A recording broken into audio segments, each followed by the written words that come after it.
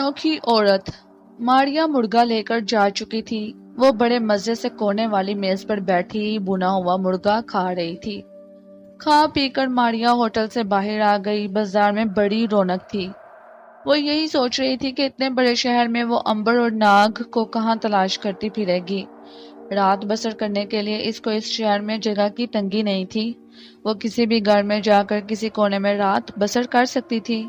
سوال یہ تھا کہ امبر اور ناگ اسے کہاں مل سکتے تھے۔ یہی سوچتے سوچتے وہ فٹ پاتھ پر چلی جا رہی تھی کہ سامنے سے آتے ہوئے ایک آدمی سے ٹکرا گئی۔ وہ آدمی ماریا کو تو دیکھ نہیں سکتا تھا، لیکن اس نے ماریا کے پیچھے آنے والے آدمی کو مارنا شروع کر دیا۔ اندھے ہو گئے ہو؟ دیکھ کر نہیں چلتے؟ ماریا کی بے اختیار ہنسی چھوٹ گئی۔ چلتے چلتے وہ ایک جگہ رک گئی جہاں سے ایک بازار بائیں طرف مڑتا تھا۔ ماریا نے دیکھا دور سامنے ایک جگہ آم کے درختوں کا جھنڈ تھا۔ ماریا نے سوچا کہ وہاں چل کر سائے میں کچھ دیر آرام کرنا چاہیے، پھر آگے چلوں گی۔ آم کے درختوں کے سائے میں ایک ٹوٹی پھوٹی چار دیواری بنی تھی، جس کے دروازے کا ایک پٹ کھلا تھا۔ دوسرا دروازہ ٹوٹ کر نیچے گرا ہوا تھا۔ ماریا نے جان کر چار دیواری کے اندر دیکھا۔ ایک سبز رنگ کے میلے پانی کا ایک چھوٹا سا تالاب تھا۔ سطح پر درخت کے پتے تیر رہے تھے۔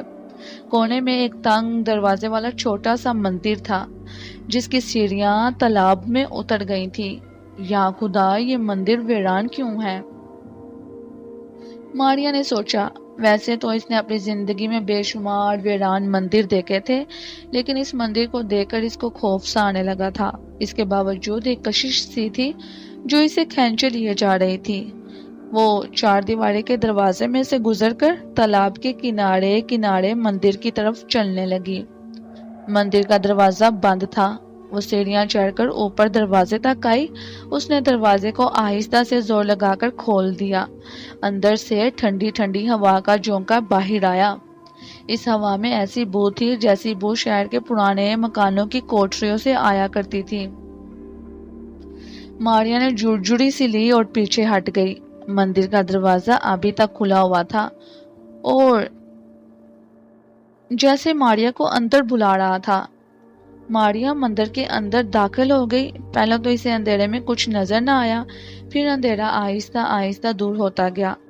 کسی جانب اندر روشنی کی ایک سفید پتلی سی کرن آ رہی تھی، جس نے اندھیرے کو دور کر رکھا تھا۔ مندر کی چھت اونچی تھی۔ دیواروں پر پتھر کے بت بنے ہوئے تھے۔ مورتیاں بھی تھیں۔ کونے میں چبوترے پر ایک عورت کی بڑی سی مورتی بنی تھی، جس کے گلے میں مالا تھی اور ماتھے پر سندور ملا ہوا تھا۔ اس عورت کے بال کھلے تھے اور ہاتھ میں اکتارا پکڑا ہوا تھا۔ یہ مورتی بڑی خستہ ہو رہی تھی۔ ایک ہاتھ کی انگلیاں اور ایک کان بھی ٹوٹا ہوا تھا۔ ماریا مورتی کے پاس آ کر اسے جھک کر دیکھنے لگی غور سے۔ ایک دم اس کی چیخ نکلتے نکلتے رہ گئی تھی۔ مورتی کی شکل میں ہو بہو اس کی اپنی شکل سے ملتی جلتی تھی۔ وہ بالکل ماریا تھی جو پتھر بنی گلے میں مالا ڈالے ہاتھ میں اکتارا لیے کھڑی تھی۔ یا خدا، یہ میں کیا دیکھ رہی ہوں؟ ماریا نے دل میں سوچا اور مورتی کے عقب میں آ کر غور سے تکنے لگی۔ پیچھے ایک چھوٹی سی کھڑکی تھی جس کے پٹ بند تھے۔ ماریا کو راز معلوم کرنے کی بڑی عادت تھی۔ اس نے پہلے تو کھڑکی کے پاس کان لے جا کر سنا کہ اندر سے کوئی آواز تو نہیں آ رہی۔ پھر اس نے آہستہ سے زور لگا کر کھڑکی کھول دی۔ اندر سے ٹھنڈی ہوا کا جھونکا تیزی سے آیا اور ماریا کے چہرے سے ٹکرا کر گزر گیا۔ اچانک اندر سے کسی عورت کی چیخ کی آواز سنائی دی، بچاؤ بچاؤ بچاؤ! عورت ہونے کے ناطے سے ماریا وہاں نہ ٹھہر سکی۔ وہ بے دھڑک کھڑکی میں سے اندر چلے گئی۔ اندر سیڑھیاں نیچے جاتی تھیں۔ ایک کھلی جگہ تھی جہاں چھت سے ایک لوہے کی زنجیر لٹک رہی تھی۔ اس کے ساتھ ایک خوبصورت عورت بندھی ہوئی تھی۔ ایک موٹا کالا بدھا آدمی ہنٹر لے کر پاس کھڑا تھا اور اسے ہنٹر مار رہا تھا۔ عورت کے جسم پر ہنٹر لگتا تو وہ چیخ کر ویلا مچاتی۔ سامنے دیوار کے ساتھ ایک مہنت اپنے ساتھیوں کو لے کر زمین پر بیٹھا کھوئے کے لڈو کھا رہا تھا اور ہنس ہنس کر کہہ رہا تھا، جب تک یہ حرام زادی دیوی کے خزانے کا پتہ نہیں بتاتی، اس کی چمڑی ادھیڑ ڈالو، مار مار کر۔ औरत ने रोते हुए कहा, महिन्नत जी, भगवान की कसम ले लो, मुझे देवी जी के खजाने का कुछ नहीं पता। मेरा बाप देवी जी के मंदिर का पुजारी जरूर था, पर मरते समय वो मुझे कुछ नहीं बता गया। हाँ हाँ हाँ, महिन्नत ने कहका लगाया, बकती है तू, अभी तेरा बाप भी आकर बता देगा। चलाओ हंटर। तड़ाक तड़ाक हंटर पड़ने लगे और औरत की चीखें गूंजने लगी। अब तो इसके जिस्म पर जख्म आ गए थे, जिनमें से आहिस्ता आहिस्ता खून रसने लगा था।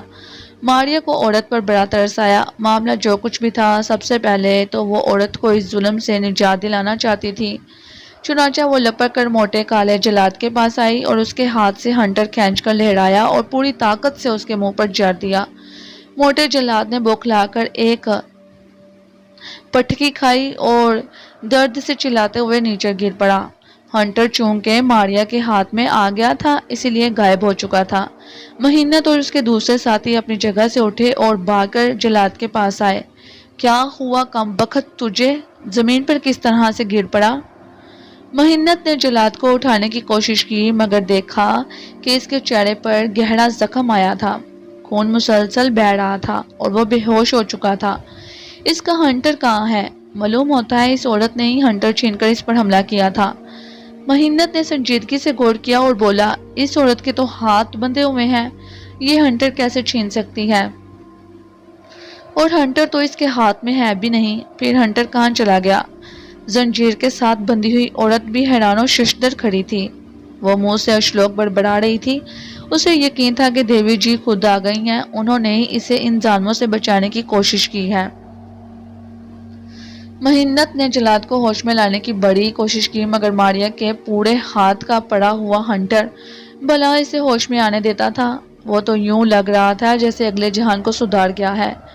महिन्नत के साथियों में से एक बदमाश किस्म का आदमी था। उसने जलाद को झुककर गौर से देखा और फिर जंजीरों में जकड़ी हुई औरत के पास जाकर बोला, जलील औरत, तूने ही हमारे भाई को हलाक किया है, मैं तुम्हारी दोनों टांगे काट दूंगा।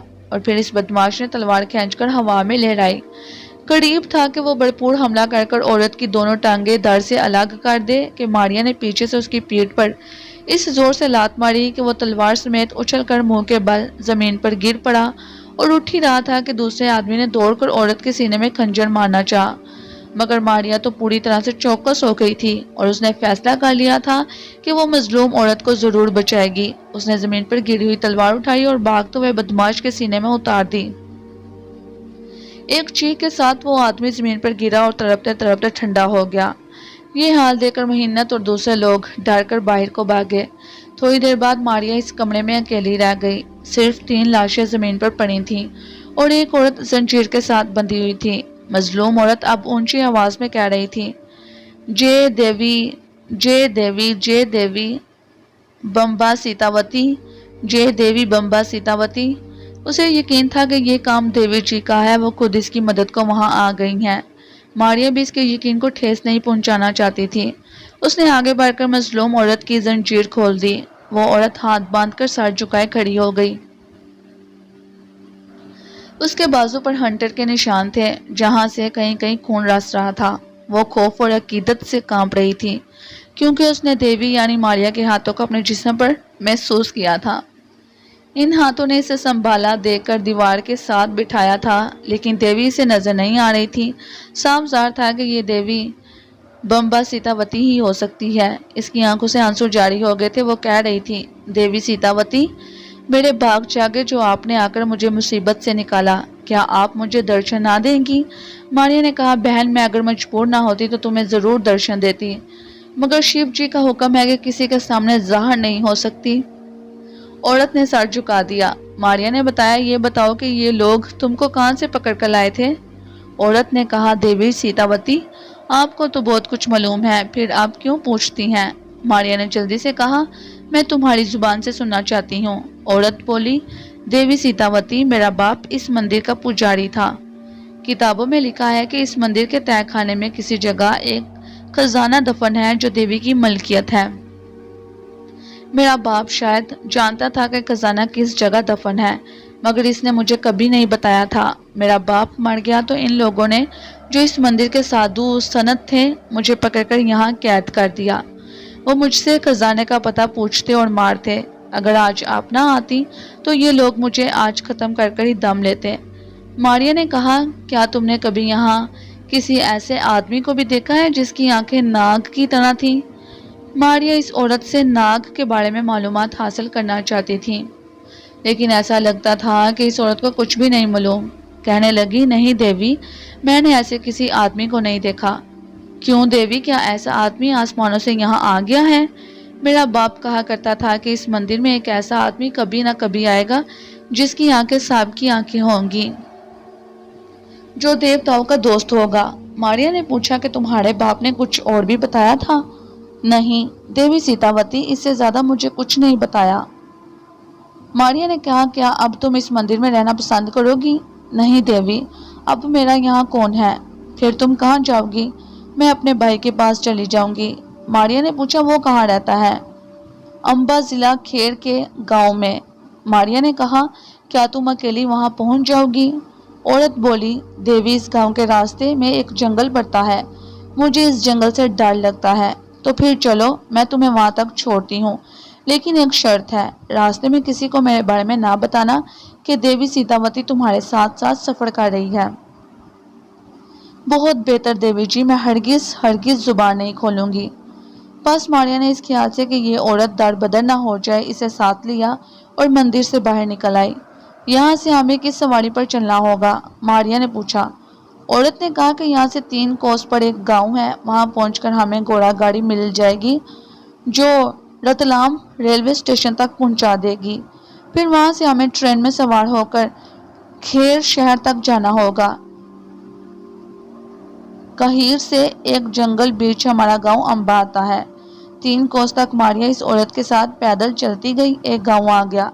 اس گاؤں سے عورت نے گھوڑا گاڑی حاصل کی، دونوں اس پر سوار ہو کر رتلام کے ریلوے اسٹیشن پر پہنچ گئے۔ ٹرین چلنے میں ابھی کچھ دیر تھی، انہوں نے ٹکٹ لیے اور ایک ڈبے میں بیٹھ گئی۔ عورت کونے میں بیٹھ گئی، ماریا بھی اس کے سامنے خالی سیٹ میں بیٹھ گئی۔ وہ کسی کو نظر نہیں آتی تھی، اسی لیے اس کی سیٹ خالی نظر آ رہی تھی۔ اتنے میں ایک موٹی توند والا سیٹ آیا اور سیدھا آتے ہی ماریا جہاں بیٹھی تھی وہاں دم سے بیٹھ گیا۔ اگر ماریا جلدی سے اٹھ کر پڑے نہ ہوتی تو آج تو اس موٹے سیٹ کے نیچے دب کر کچومر ہی نکل جاتا۔ عورت کا کچھ پتہ نہ چلا کیونکہ وہ تو ماریا کو دیکھ ہی نہیں سکتی تھی۔ وہ بار بار ادھر ادھر تک رہی تھی، جیسے کہ معلوم کرنا چاہتی ہو کہ دیوی کہاں ہے، موجود بھی ہے یا نہیں۔ ماریا نے اس کی پریشانی کو بھانپ لیا اور قریب آ کر کان کے پاس منہ لے جا کر کہا، گھبراؤ نہیں، میں تمہارے ساتھ ہوں۔ یہ سن کر عورت کو کچھ تسلی ہوئی۔ ریل نے سیٹی دی اور چل پڑی۔ چھک چھک کرتی ریل پلیٹ فارم کو پیچھے چھوڑ کر کھیتوں میں سے گزرنے لگی۔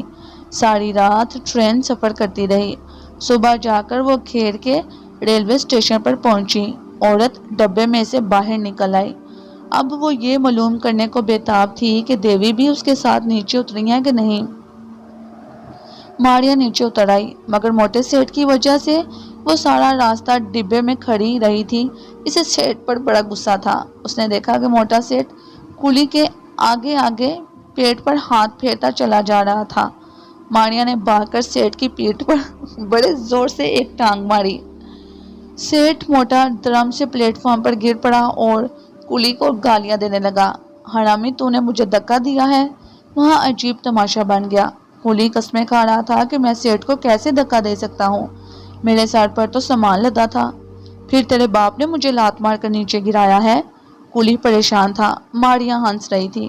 اس نے کلی کی جان چھڑانے کے لیے آگے بڑھ کر اتنے زور سے موٹے سیٹ کے منہ پر تماچا مارا کہ وہ بلبلا اٹھا۔ ہائے ہائے، میں مارا گیا۔ کلی خوف کھا کر پیچھے ہٹ گیا اور بولا، اب کہو سیٹ، کس نے مارا ہے؟ سب لوگ ڈر کر وہاں سے بھاگ گئے۔ عورت پریشانی سے ادھر ادھر تک رہی تھی۔ ماریا اس کے قریب جا کر آہستہ سے بولی، میں تمہارے پاس ہوں، چلو۔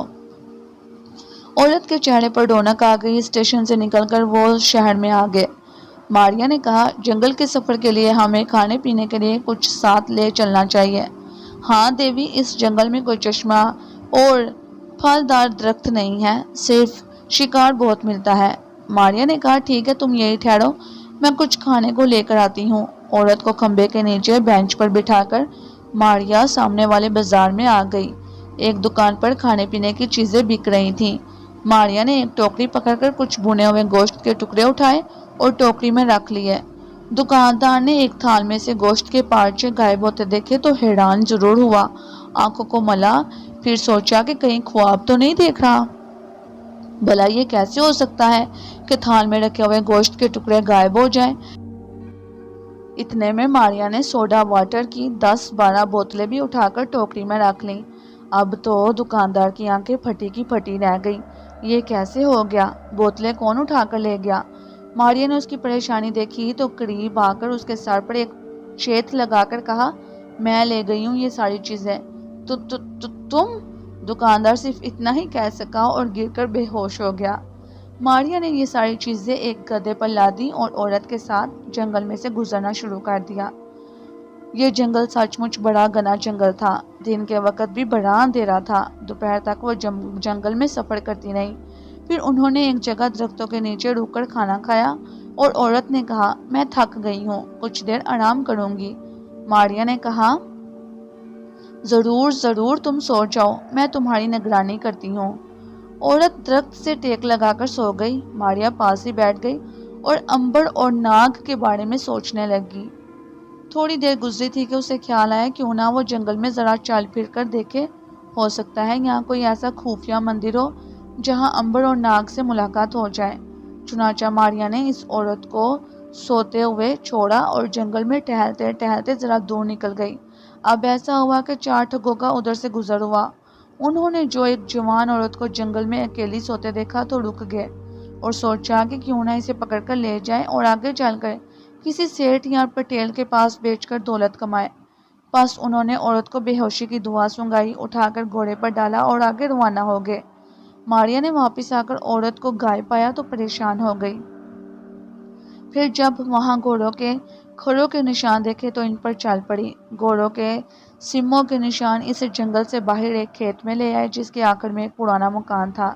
ماریا نے یہاں آ کر دیکھا کہ مکان خالی ہے، آگے دریا آ گیا۔ ٹھگ اس عورت کو لے کر یہاں کشتی میں بیٹھ کر دریا پار کر گئے تھے۔ ماریا بھی کشتی میں سوار ہوئی اور دریا پار کر کر دوسرے کنارے آ گئی۔ یہاں سے دور اسے ایک گاؤں دکھائی دیا، سمجھ گئی کہ امبا گاؤں یہی ہوگا، مگر سب سے پہلے عورت کو تلاش کرنا ضروری تھا۔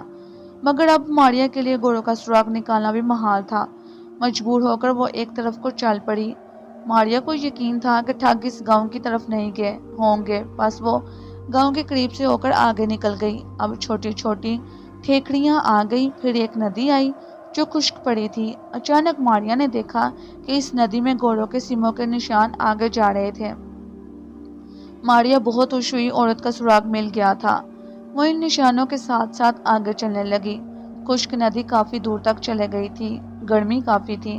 ماریا کو چلتے چلتے پسینہ آ گیا، اس کو پیاس بھی لگ رہی تھی۔ اس کے پاس پینے کو بھی کچھ نہیں تھا۔ گھوڑوں کے سموں کے نشان ایک جگہ ندی سے باہر نکل گئے۔ ماریا بھی خشک ندی سے باہر نکل آئی۔ سامنے جو دیکھا تو ایک پرانے قلعے کا کھنڈر سا دکھائی دے رہا تھا۔ اس علاقے کی پرانی ٹھیکریوں میں چھوٹے چھوٹے پرانے قلعوں کے کھنڈر بہت تھے۔ ان کھنڈروں میں کہیں ڈاکوؤں نے اپنا مسکن بنا رکھا تھا، کہیں چمگادڑے یا الو رہا کرتے تھے۔ راتوں کو کہتے ہیں کہ ان پرانے قلعوں سے عورتوں کے رونے اور کبھی کہکے لگانے کی آوازیں آتی ہیں۔ آبادی آس پاس کہیں بھی نہیں تھی۔ ماریا نے دیکھا کہ گھوڑوں کے سموں کے نشان ایک کھنڈر میں چلے گئے ہیں۔ ماریا رک کر اس قلعے کے کھنڈر کو غور سے دیکھنے لگی، جس کے دروازے کی اینٹیں جگہ جگہ سے اکھڑ چکی تھیں۔ سامنے والی بالکنی کا چھجا آدھا گر گیا تھا۔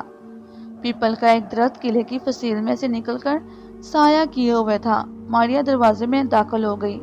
ٹھنڈی ہوا اسے لگی، پھر اس نے پانی گرنے کی ہلکی ہلکی آواز سنی۔ اسے سخت پیاس لگ رہی تھی۔ وہ پانی کی آواز پر ایک ایسے کونے میں پہنچی جہاں پتھروں میں پانی ٹپک رہا تھا۔ یہ ایک قدرتی چشمہ تھا۔ ماریا نے وہاں سے پانی پیا۔ پانی بڑا ٹھنڈا اور میٹھا تھا۔ ابھی ماریا نے پانی پیا ہی تھا کہ اسے کسی عورت کی سسکیوں کی آواز آئی۔ ماریا چونکی۔ ضرور یہ اسی عورت کی آواز تھی۔ وہ ادھر کو لپکی۔ اندھیرا ہی اندھیرا تھا۔ کچھ دور جا کر ایک پرانا دروازہ آیا جس کے باہر تاک میں دیا جل رہا تھا۔ ہلکی روشنی کی وجہ سے ماریا نے دیکھا کہ دروازہ کھلا ہے اور اندر ایک کونے میں وہی عورت زمین پر بال کھولے بیٹھی ہے۔ ارد گرد 4 ٹھگ بیٹھے ہنس رہے ہیں۔ اس عورت کو گالیاں بک رہے ہیں۔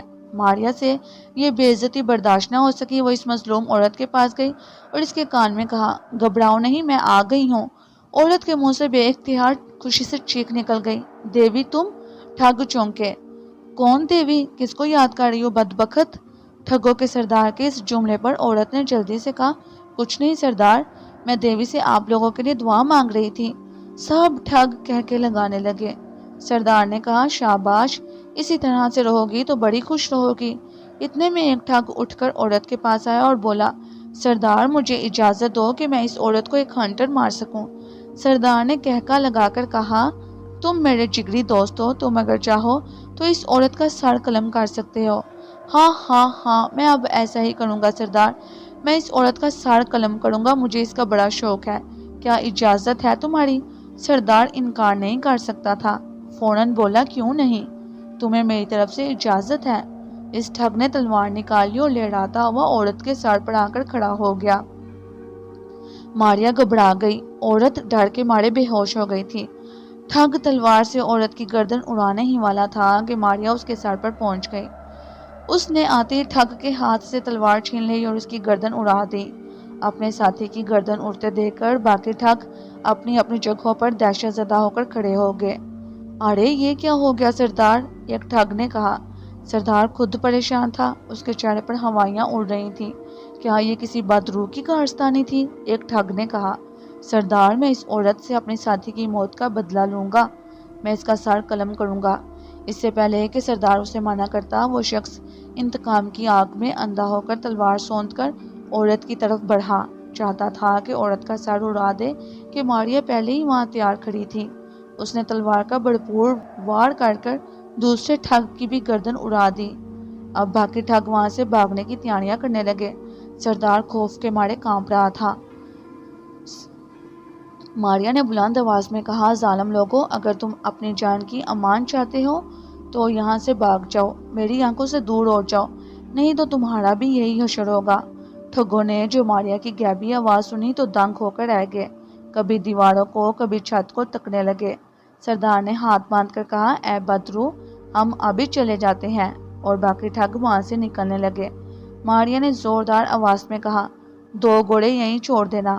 ٹھگ وہاں سے بھاگے اور جاتی دفعہ وہ 2 گھوڑے وہاں چھوڑ گئے۔ سوچ رہے تھے کہ شاید اس بدرو کو بھوک لگی ہے، وہ گھوڑے ہڑپ کرنا چاہتی ہے۔ ماریا نے عورت کے منہ پر پانی کے چھینٹے دے کر اسے جگایا۔ وہ ہوش میں آتے ہی بولی، دیوی کہاں ہو؟ ماریا نے کہا، میں تمہارے پاس ہوں، ٹھگ کچھ بھاگے ہیں، جنہوں نے تمہیں مارنا چاہا وہ خود مر گئے۔ چلو اب ہم تمہارے گاؤں چلتے ہیں، ہمارے پاس دونوں گھوڑے موجود ہیں۔ بس ماریا اس عورت کو لے کر گاؤں کی طرف چل پڑی۔ اب ذرا امبر کی طرف چلتے ہیں، امبر کو ہم مکھبڑیا، شیواجی اور بہوپت ڈاکو کے گھر میں چھوڑ آئے تھے، جہاں ڈاکہ مارنے کا پروگرام بن رہا تھا۔ امبر نے انہیں کہا، میں چوری، ڈاکہ، قتل وغیرہ کے خلاف ہوں، تم لوگوں کو بھی یہی مشورہ دوں گا کہ یہ کام چھوڑ کر عزت کی کمائی کرو، مگر چونکہ تم باز آنے والی نسل نہیں ہو اس لیے میں تمہارے ساتھ رہوں گا، مگر چوری ڈاکے وغیرہ میں شریک نہیں ہوں گا۔ اب اگر کسی نے مجھے تنگ کیا، مجھ پر حملہ کیا تو پستول چلانے سے باز نہیں آؤں گا۔ بہوپت ڈاکو ہنس پڑا، ارے میرے بھائی امبر، تم کیسی باتیں کرتے ہو یار، یہ قتل وغیرہ تو ہم ایسے لوگوں کو کرتے ہیں جو غریبوں کا خون چوستے ہیں۔ امبر نے کہا، پھر بھی تمہیں کسی انسان کو قتل کرنے کا کوئی حق نہیں ہے۔ شیواجی ہنسا، ارے بھائی تم کیسی دقیانوسی قسم کی باتیں کر رہے ہو۔ امبر نے کہا، چاہے تم کچھ کہہ لو، اتنا ضرور یاد رکھو کہ اگر تم گندم بو گے تو گندم ہی کاٹو گے، اگر کسی پر ظلم کرو گے تو قدرت تم سے اس کا ایک نہ ایک دن بدلہ ضرور لے گی۔ بہوپت ڈاکو نے رائفل ہوا میں لہرا کر کہا، شاباش امبر، تم نے بالکل ٹھیک کہا۔ پھر اپنے ساتھیوں کی طرف دیکھ کر بولا، چلو دوستو، آج کی رات ارجن پور جا کر وہاں کے سیٹ کو لوٹا جائے، کیا خیال ہے؟ سب ایک ساتھ بولے، بڑا اچھا خیال ہے۔ چاروں ڈاکو بہوپت کی سرداری میں شام ہوتے ہی گھر سے نکل کر ارجن پور کی طرف روانہ ہو گئے۔ امبر بھی ایک گھوڑے پر سوار ہوا، منہ پر کپڑا باندھے ان کے ساتھ ساتھ تھا۔ ارجن پور وہاں سے 10-12 کوس کے فاصلے پر تھا۔ وہاں برلا نام کا ایک سیٹ رہتا تھا، جس کا تیل نکالنے کا ایک کارخانہ بھی تھا۔ بہوپت ڈاکو نے سن رکھا تھا کہ وہ بڑا ظالم آدمی ہے اور اپنے مزدوروں اور غریب لوگوں کے ساتھ بڑا ظلم کرتا ہے۔ ان کے جانور اٹھوا کر لے جاتا ہے، انہیں مزدوری کم دیتا ہے اور جو اس کے خلاف بولتا ہے اسے اپنے گنڈوں سے قتل کروا دیتا ہے۔ اب تک وہ کئی لوگوں کو قتل کروا چکا تھا۔ اس سیٹھ نے بہوپت ڈاکو کے ایک رشتہ دار کو بھی قتل کروا دیا تھا۔ کالا ڈاکو۔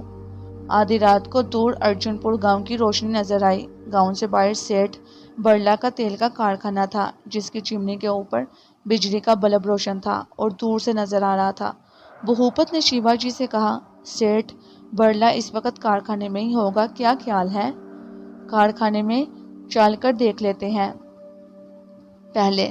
شیوا جی نے مکارانہ ہنسی کے ساتھ کہا، کارخانے میں اس وقت سیٹھ برلا کا منشی دن بھر کا حساب کتاب رجسٹر پر چڑھا رہا تھا۔ مزدور جا چکے تھے، صرف چوکیدار بندوق لیے دروازے میں بیٹھا اونگ رہا تھا۔ اتنے میں کھڑاک ہوا۔ منشی نے آنکھ اٹھا کر دیکھا، سامنے لال لال آنکھوں والا بہوپت ڈاکو اپنے ساتھیوں کے ساتھ کھڑا تھا۔ ایک نے چوکیدار کی گردن پر پستول رکھ دیا۔ منشی تو ڈر کے مارے کانپنے لگا۔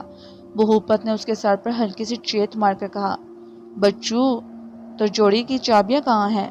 منشی نے تھر تھراتے ہوئے کہا، وہ تو سیٹھ اپنے ساتھ لے جاتے ہیں۔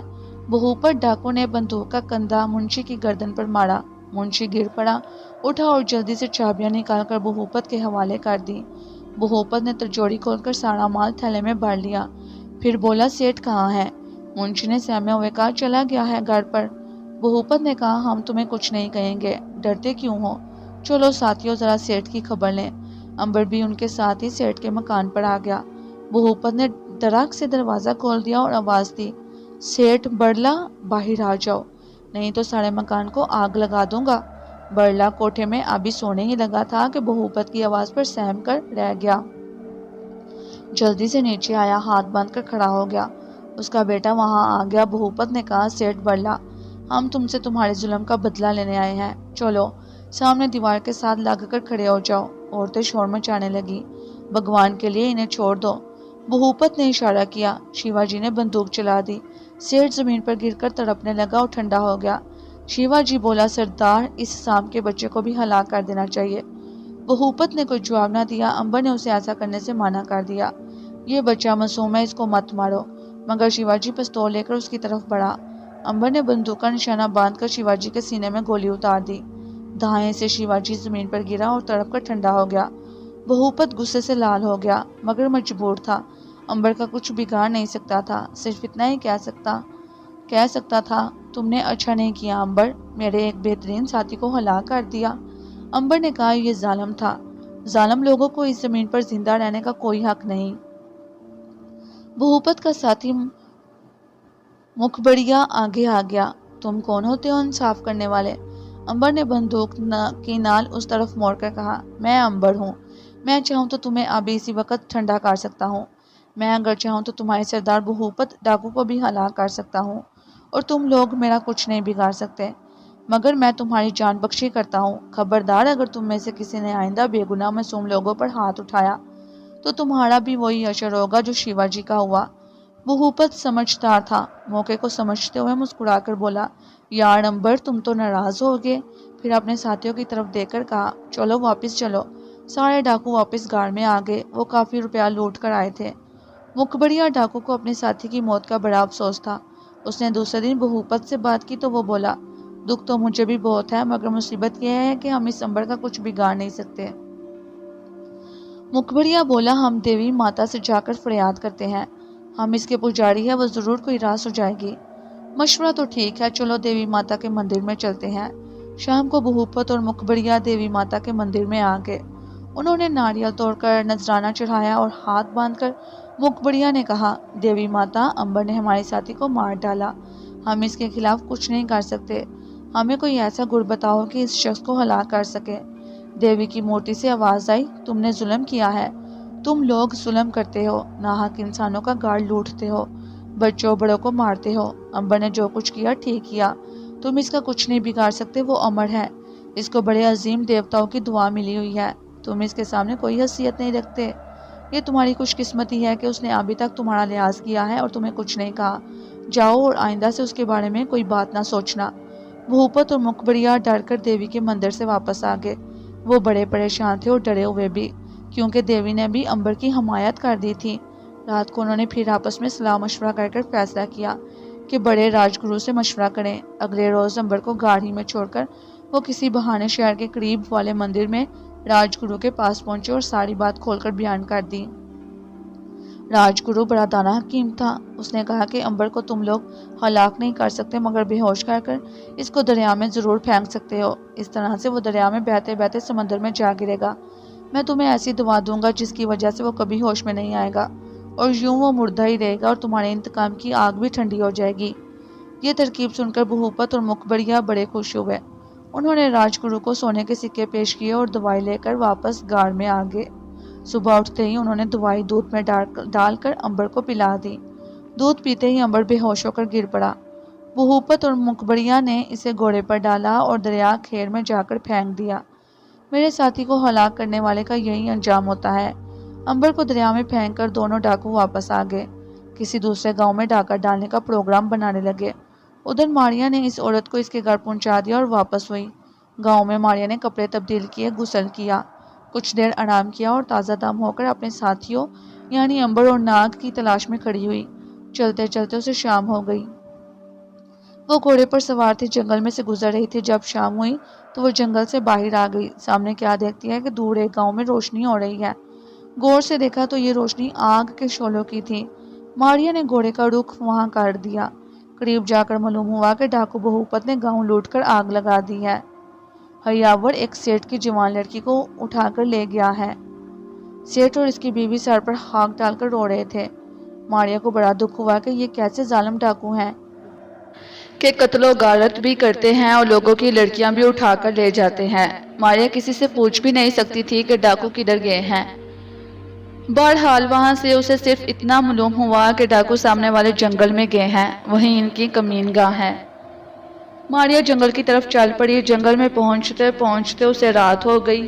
جنگل بڑا گھنا تھا۔ دور سے شیر کے دہاڑنے کی آواز آ رہی تھی۔ ماریا کے نیچے اس کا گھوڑا کانپنے لگا تھا۔ شیر نے بھی شاید گھوڑے کی بو پا لی تھی۔ وہ گھوڑے کی طرف یعنی ماریا کی طرف بڑھ رہا تھا۔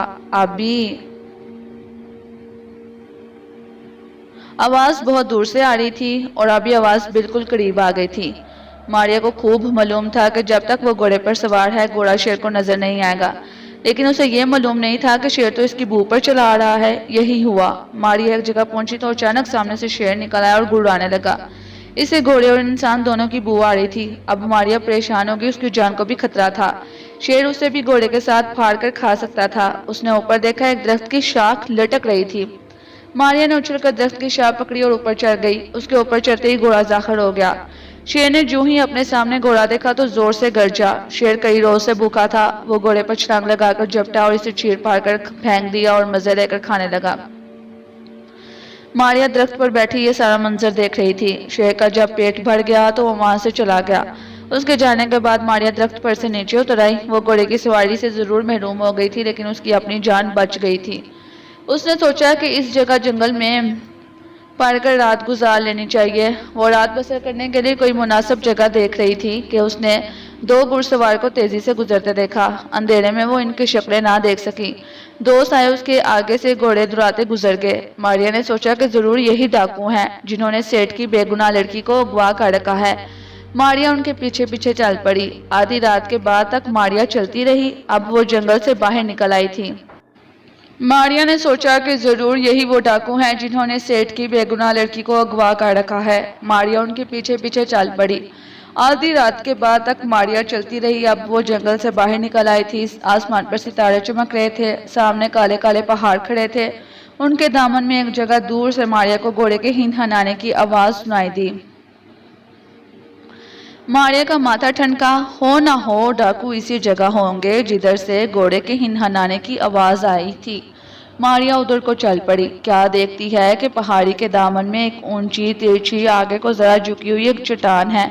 صبح کی نیلی نیلی روشنی پھیل رہی تھی۔ اس دھندلی روشنی میں ماریا نے چٹان کے پاس جا کر دیکھا کہ ایک راستہ چٹان کے اندر جا رہا ہے۔ ماریا اندر داخل ہوئی۔ اندر سے نمدار ٹھنڈی ہوا آ رہی تھی۔ ایک بار پھر اندر سے گھوڑے کے ہنہنانے کی آواز آئی۔ ضرور ڈاکوؤں کا مسکن یہی ہے۔ ماریا دیوار کے ساتھ ساتھ چلتی غار کے اندر آ گئی۔ اب اسے دو آدمیوں کی باتیں کرنے کی آواز آنے لگی۔ وہ ایک موڑ گھومی تو کیا دیکھتی ہے کہ درمیان میں پتھر پر دیا روشن ہے۔ ارد گرد پتھروں پر 4 ڈاکو بیٹھے ہیں۔ بندوقیں ان کے آگے رکھی ہیں۔ سامنے بہوپت ڈاکو اور مکھبڑیا ڈاکو اونچی جگہ پر بیٹھے ہیں اور ایک جوان لڑکی رسی سے بندھی ستون کے ساتھ کھڑی ہے۔ اس کا سر جھکا ہے، بال کھلے ہیں اور وہ زاروں کی طرح رو رہی ہے اور ڈاکوؤں سے رحم کی بھیک مانگ رہی ہے۔ بہوپت گرج کر بولا، ہم تم پر رحم نہیں کریں گے۔ تمہارے باپ نے ہم سے 10 لاکھ روپیوں کا وعدہ کیا تھا، اس نے روپے نہیں دیے۔ ہم تمہیں دوسرے شہر جا کر فروخت کر دیں گے۔ لڑکی ہاتھ باندھ کر بولی، میرے باپ کے پاس جتنے پیسے تھے اس نے تم لوگوں کو دے دیے، اس کے باوجود تم نے سارے گاؤں کو آگ لگا دی۔ مکھبڑیا نے اٹھ کر لڑکی کے منہ پر زور سے تماچا مارا۔ لڑکی کی چیخ نکل گئی اور اس نے باپ اور ماں کو یاد کیا۔ مکھبڑیا نے کہکا لگایا، ارے یہ ماں کو یاد کرتی ہے۔ بہوپت بولا، ایک اور تماچا لگاؤ اس کو۔ مکھبڑیا ڈاکو نے لڑکی کا منہ تماچے مار مار کر سرخ کر دیا۔ لڑکی بے حال سی ہو گئی۔ ماریا سے یہ دردناک منظر نہ دیکھا گیا۔ وہ آگے بڑھی۔ پہلا کام اس نے یہ کیا کہ زمین پر سے ایک ڈاکو کی بندوق اٹھائی، مکھبڑیا کے سر کا نشانہ باندھا اور گھوڑا دبا دیا۔ دائیں سے ایک زوردار دھماکہ ہوا۔ سارے ڈاکو اپنی اپنی جگہوں سے اچھل پڑے۔ گولی مکھبڑیا ڈاکو کے سر پر لگی اور اس کی کھوپڑی اڑا کر لے گئی۔ مکھبڑیا ڈاکو کی لاش زمین پر بے سود پڑی تھی اور بہوپت ڈاکو ہوا میں فائرنگ کرنے لگا تھا۔ دوسرے ڈاکوؤں نے بھی مورچے سنبھال لیے تھے۔ وہ یہ سمجھ رہے تھے کہ پولیس اندر آ گئی ہے۔ ماریا ایک پتھر کے پیچھے چھپ کر بڑے آرام سے بیٹھی تھی۔ کافی دیر بعد جب کوئی سپاہی نظر نہ آیا تو بہوپت نے پتھر کے پیچھے سے نکل کر ادھر ادھر دیکھا۔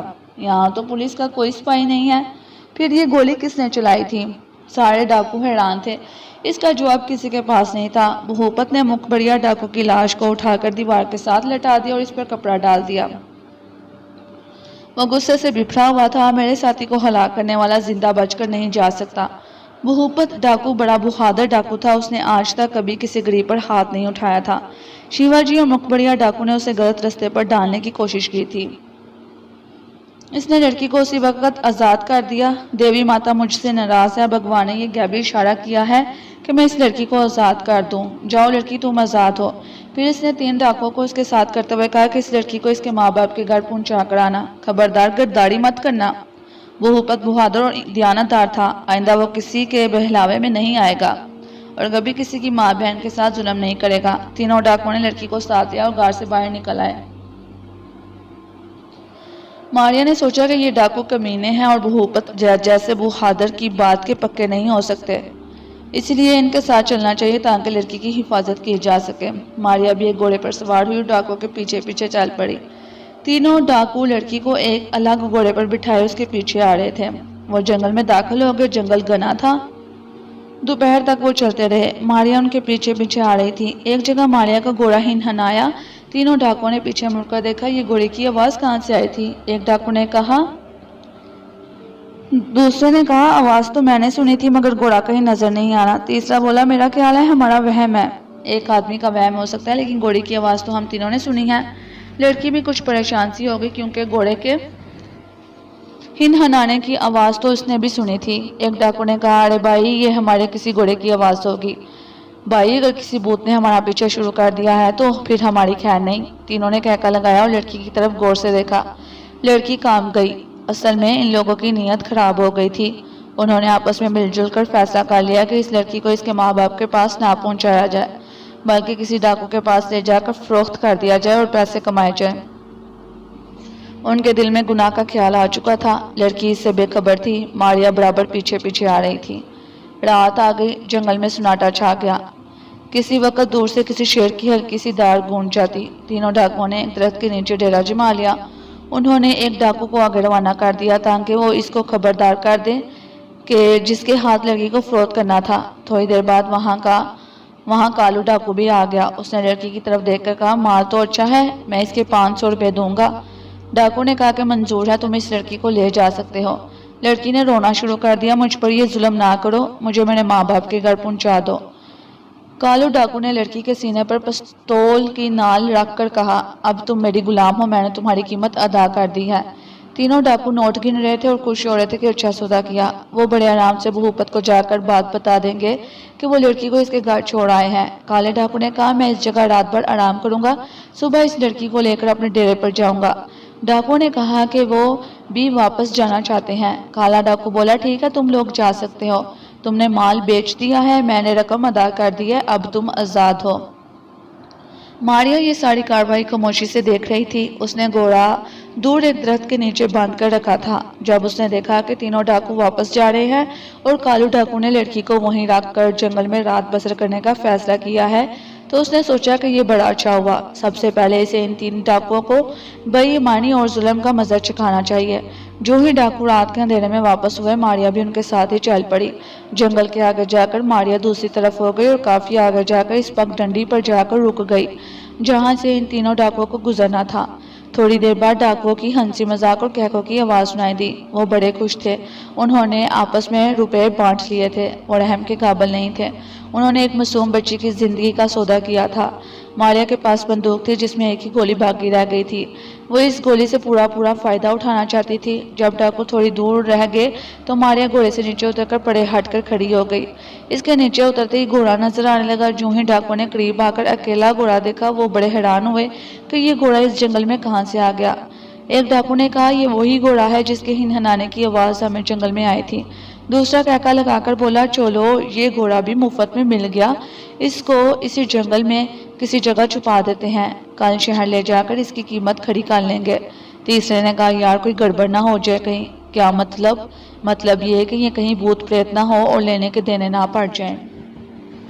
ہاں ہاں ہاں، ایک ڈاکو کہکا لگا کر ہنسا، کیا بچوں جیسی باتیں کرتے ہو بہوپت، بھوت پریت تو ہم ڈاکو کا کیا بگاڑ سکتے ہیں، چلو کھولو اس گھوڑے کو، لے چلو اپنے ساتھ۔ ایک ڈاکو بھی آگے نہیں بڑھ رہا تھا۔ آخر وہ ڈاکو آگے بڑھا جو باتیں کر رہا تھا۔ جو ہی اس نے گھوڑے کو ہاتھ لگایا، ماریا نے پوری طاقت سے بندوق کا دستہ اس کے سر پر دے مارا۔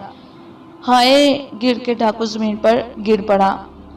دوسرے ڈاکو گھبرا کر گھوڑے پر چڑھنے لگے تھے کہ ماریا نے دوسرے ڈاکو کی ٹانگ کھینچ لی، وہ نیچے گر پڑا۔ تیسرا ڈاکو بھاگنے لگا تو ماریا نے اس پر فائر کر دیا، وہ گھوڑے سے گر کر ڈھیر ہو گیا۔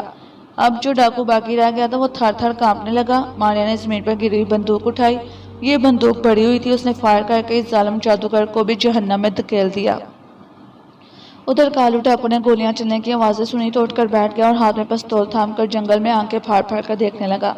اس کا خیال تھا کہ شاید پیسوں کے معاملے میں تینوں ڈاکوؤں کا آپس میں جھگڑا ہو گیا، انہوں نے آپس میں فائرنگ شروع کر دیا ہے۔ اسے ڈر تھا کہ کہیں وہ واپس آ کر اسے بھی ہلاک کرنے کی کوشش نہ کرے۔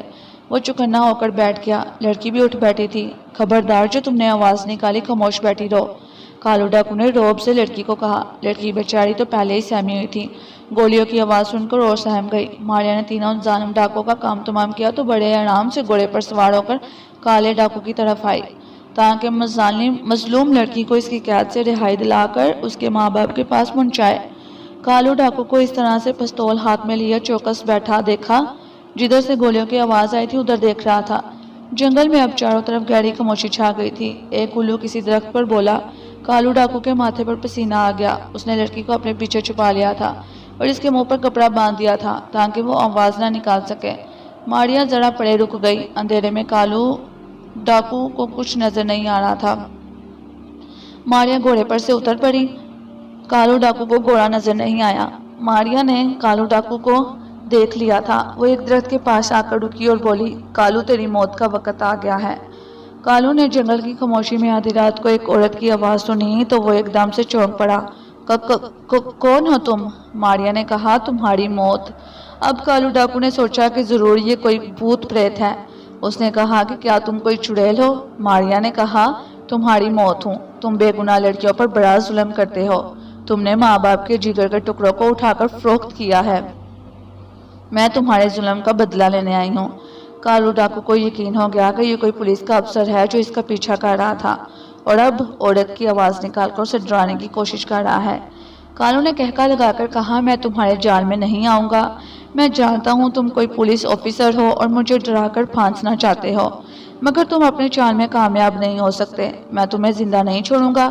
میں کالو ڈاکو ہوں جس کے نام سے اس علاقے کا بچہ کامتا ہے۔ ماریا باتیں کرتے کرتے کالو ڈاکو کے پیچھے آ گئی۔ اس نے زمین پر سے ایک روڑا اٹھا کر پڑے پھینکا۔ آہٹ سن کر کالو ڈاکو نے تڑپ کر ادھر پستول چلا دی۔ ٹھائیں! پستول کی آواز سے سارا جنگل ایک بار پھر گونج اٹھا۔ ماریا نے ہنس کر کہا، تم اپنی موت کو نہیں روک سکتے، میں تمہیں مارنے اور اس لڑکی کو تمہارے چنگل سے بچانے آئی ہوں۔ کالو ڈاکو نے اپنا پستول لڑکی کے ماتھے پر رکھ دیا۔ اگر تم نے مجھے کچھ کہا تو میں اس لڑکی کو گولی مار کر ہلاک کر دوں گا۔ ماریا نے محسوس کیا کہ اس نے لڑکی کو بچا لے جانے کا کہہ کر بڑی غلطی کی ہے۔ اب اسے بڑی عقل مندی سے کام لینا ہوگا، کیونکہ یہ ظالم ڈاکو بڑی آسانی سے لڑکی کو گولی مار دے گا۔ کچھ دیر جنگل میں گہری خاموشی چھائی رہی۔ ڈاکو چلایا، کیا فیصلہ کیا تم نے پولیس آفیسر؟ کیا یہاں سے واپس جاؤ گے یا اس لڑکی کو گولی مار دو؟ ماریا نے بڑی آواز بنا کر کہا، تم جیتے میں ہار گیا۔ مجھے اس لڑکی کی زندگی بہت عزیز ہے، میں چاہ رہا ہوں۔ ہاں ہاں ہاں، کالا ڈاکو کہکا لگا کر بولا، خبردار جو مجھے دھوکہ دینے کی کوشش کی، میں صبح تک اس لڑکی کو اپنے پستول کی زد میں رکھوں گا۔ پھانسی گر! کالو ڈاکو نے لڑکی کو اپنے شکنجے میں جکڑ رکھا تھا۔ لڑکی بیچاری کا برا حال ہو رہا تھا۔ پستول اس کی پیشانی پر لگا تھا اور وہ تھر تھر کانپ رہی تھی۔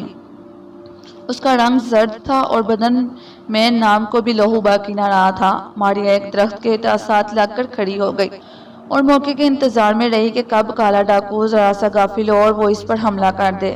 وہ ایسی حالت میں تھا کہ اگر ماریا اس پر حملہ کرتی تو وہ پستول چلا کر لڑکی کو ہلاک کر سکتا تھا۔ ماریا نے سوچا کہ آخر کتنی دیر تک یہ شخص اس حالت میں رہے گا، کسی وقت تو ضرور غافل ہو جائے گا۔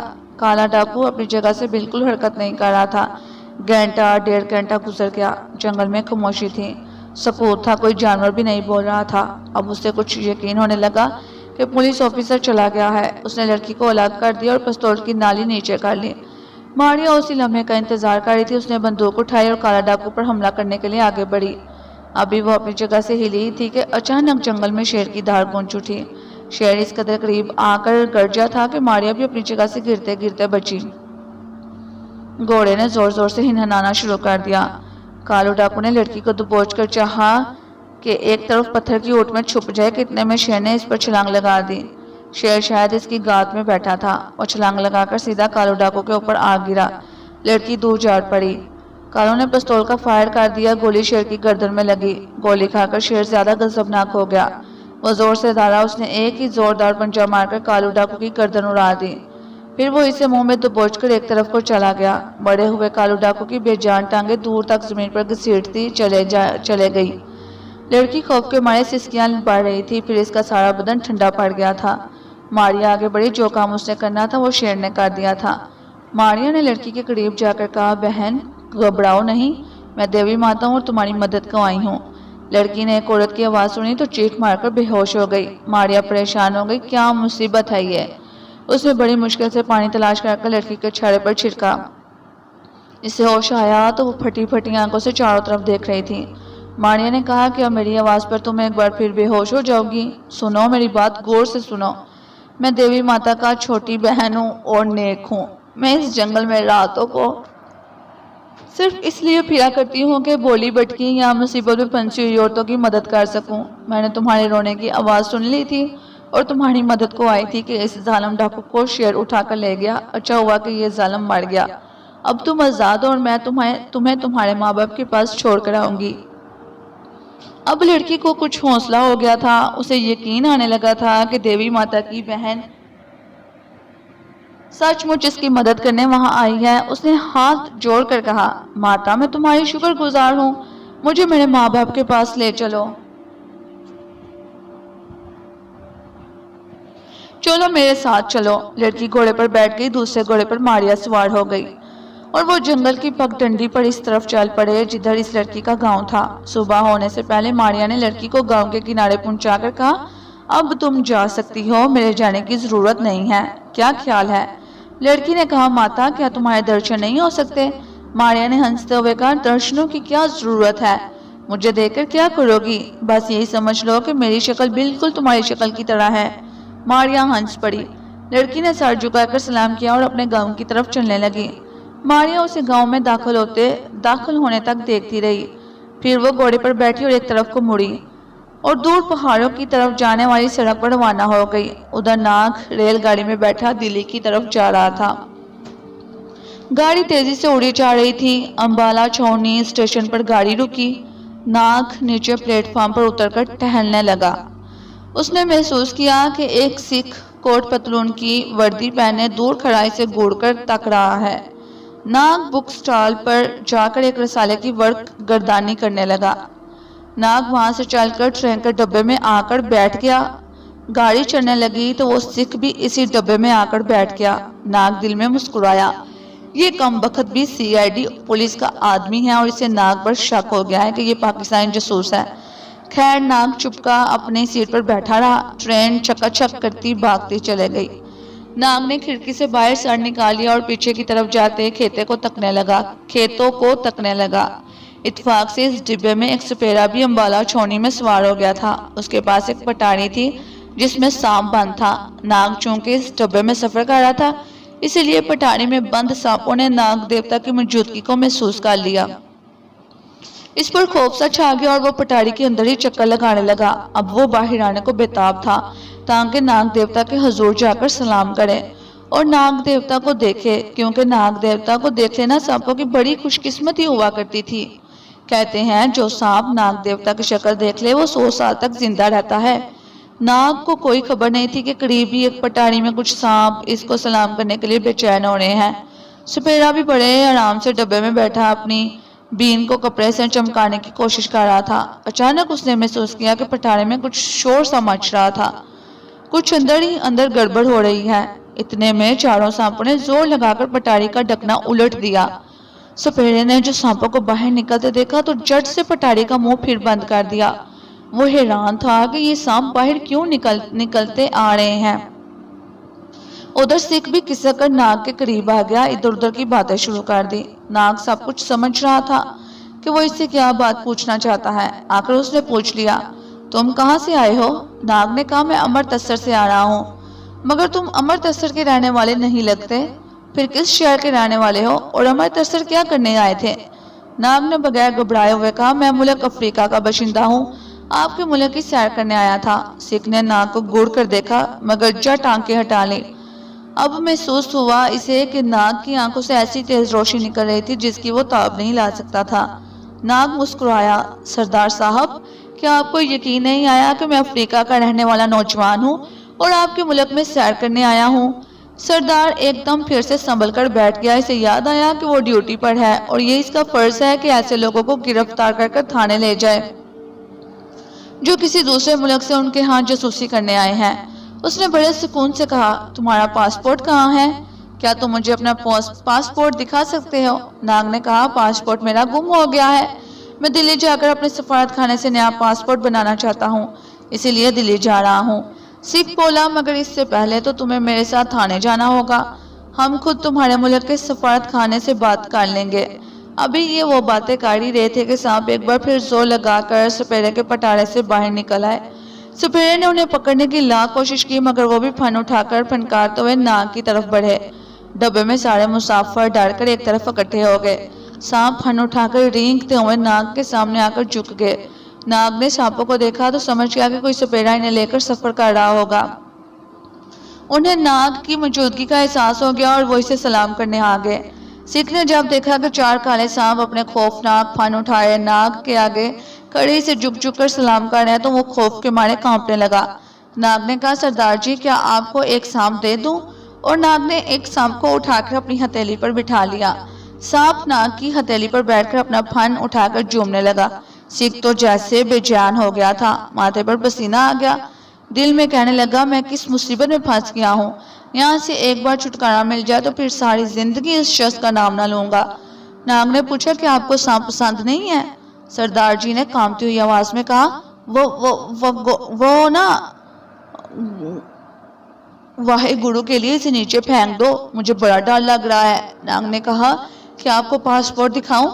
یہی میرا پاسپورٹ ہے، یہ لیجئے نا پاسپورٹ اور اسے غور سے الٹ پلٹ کر دیکھ لیں۔ اور ناگ نے سانپ کو سکھ کی جولی میں اچھال دیا۔ سردار کی تو چیخ نکل گئی۔ ناگ نے اپنی زبان میں سانپ کو خبردار کر دیا تھا کہ سکھ کو ڈسنا نہیں۔ سانپ پھن اٹھا کر سکھ کی آنکھوں کے سامنے لہرانے لگا۔ اب تو سردار کے بدن سے جان ہی نکل گئی، اس کی تو گگی بند گئی۔ خلق خوشک ہو گیا، اس نے ہاتھ جوڑ کر لرزتی ہوئی آواز میں کہا، معاف کر دو، پھر پاسپورٹ کبھی نہیں دیکھوں گا۔ اتنے میں ٹرین ایک اسٹیشن میں داخل ہو گئی۔ ٹرین رکی تو ناگ نے سانپوں کو اشارہ کیا کہ اب انہوں نے سلام کر لیا ہے، اس لیے واپس اپنی پٹاری میں چلے جائیں۔ ناگ کا حکم پا کر چاروں سانپ واپس اپنے سپیرے کی پٹاری میں چلے گئے۔ لوگوں کی تو جیسے جان میں جان آئی اور وہ جلدی جلدی ڈبے سے باہر نکل گئے۔ سپیرے نے ناگ کو بڑے غور سے دیکھا اور صرف اتنا ہی سمجھ سکا یہ کوئی فیشن لیبر سپیرا ہے اور سانپوں کو پکڑنے کا گر جانتا ہے۔ ناگ گاڑی سے نکل کر پلیٹ فارم پر آیا تو سپیرے نے ناگ سے پوچھا، بابو تم سانپوں کو پکڑنا جانتے ہو؟ ناگ نے کہا کہ سانپ اپنے آپ چل کر میرے پاس آ جاتے ہیں، مجھے سانپوں کو پکڑنے کی کیا ضرورت ہے؟ سپیرے نے اب غور سے دیکھا کہ یہ نوجوان بابو ٹھیک ہی کہتا ہے، سانپ تو اپنے آپ پٹاری میں سے نکل کر اس کی طرف گئے تھے اور انہوں نے اس کے آگے جا کر سلام کیا تھا، سر جھکایا تھا، تو پھر یہ نوجوان کون ہے؟ ہو سکتا ہے کہ اس کے پاس کوئی خفیہ جادو ہو، سانپوں کا منتر ہو جس کی مدد سے یہ سانپوں کو قابو میں کر لیتا ہے۔ سپیرا ناگ سے باتیں کرتا پلیٹ فارم پر ٹہلنے لگا۔ ادھر سیکھ نے بھاگ کر ریلوے پولیس کو اطلاع کر دی کہ ایک افریقہ کا جاسوس باہر کھڑا ہے، اسے گرفتار کر لیا جائے۔ اس نے یہ بالکل نہ بتایا کہ جاسوس کے قبضے میں سانپ بھی ہیں۔ ریلوے پولیس اطلاع ملتے ہی بندوقیں تان کر ٹرین کی طرف بھاگی۔ گارڈ کو فوراً خبر مل گئی کہ گاڑی نہ چلائی جائے۔ ناگ سپیرے سے باتیں کر رہا تھا کہ اسے ریلوے پولیس نے گھیر لیا۔ ناگ مسکرایا، سپیرا بھی حیران ہو گیا۔ ناگ نے سپیرے سے کہا، اچھا دوست پھر ملیں گے، اور وہ ریلوے پولیس کے ساتھ چل دیا۔ پولیس والے بڑے خوش تھے کہ انہوں نے ایک غیر ملکی جاسوس کو گرفتار کر لیا ہے۔ وہ اسے حوالات میں لے گئے اور بند کر دیا۔ اسے کوئی خبر نہیں تھی کہ جس شخص کو وہ پکڑ کر لائے ہیں وہ کتنی طاقت کا مالک ہے۔ ناگ بھی ان لوگوں کو کچھ تماشا دکھانا چاہتا تھا۔ سپیرا ناگ کے بارے میں بار بار غور کر رہا تھا۔ وہ چاہتا تھا کہ اس نوجوان کے پاس سانپوں کو قبضے میں کرنے کا جو منتر ہے وہ سیکھ لے۔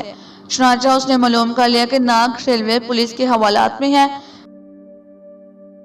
وہ اس شہر کا رہنے والا تھا۔ وہ سیدھا اپنے گھر گیا، وہاں جا کر کوٹری میں پٹاری رکھی اور واپس ریلوے پولیس والوں کے پاس آ کر بولا، تھانے دار جی آپ نے جو جاسوس پکڑا ہے میں اس سے ملاقات کرنا چاہتا ہوں۔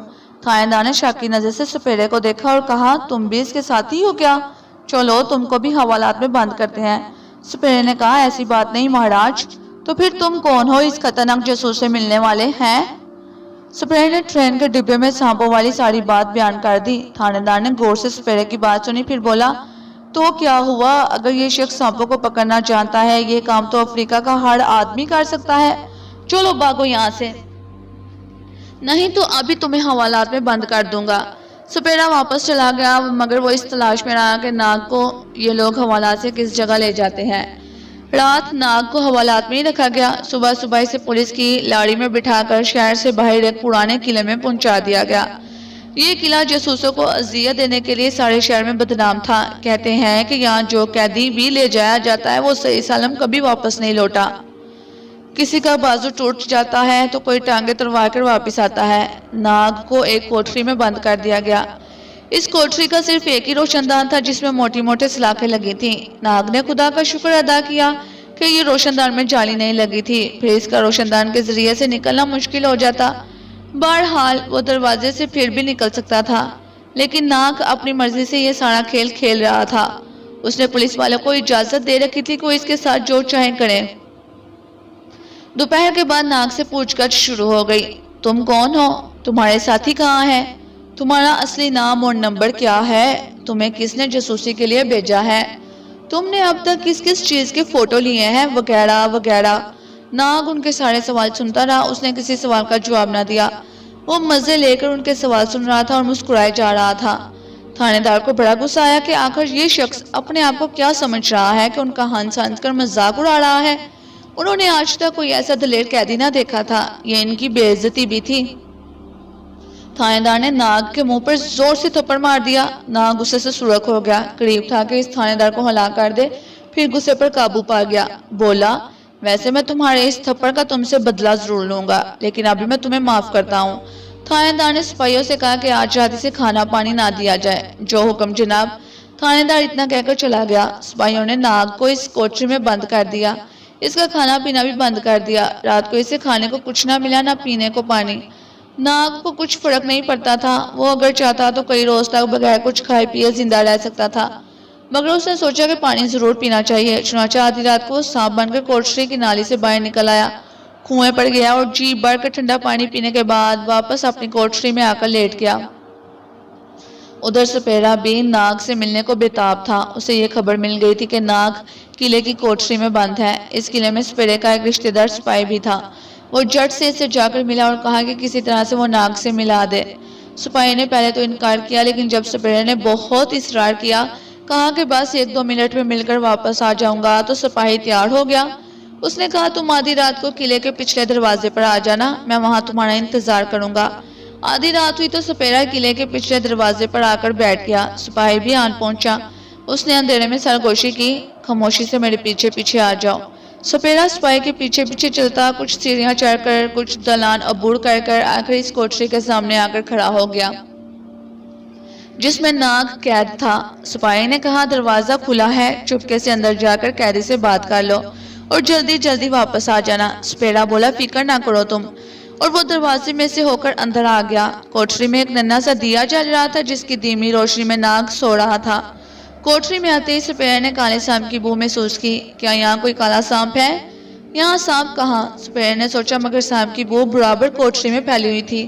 سپیرا نے یہ سوچ کر اپنا خیال بدل لیا کہ ہو سکتا ہے کہ اس پرانے قلعے میں کسی جگہ کوبرا سانپ موجود ہو۔ ناگ چٹائی پر سو رہا تھا۔ سپیرا نے جا کر اسے جگا دیا۔ ناگ نے اٹھتے ہی دیے کی مدھم روشنی میں سپیرے کو دیکھا تو بولا تم آدھی رات کو یہاں کیا لینے آئے ہو؟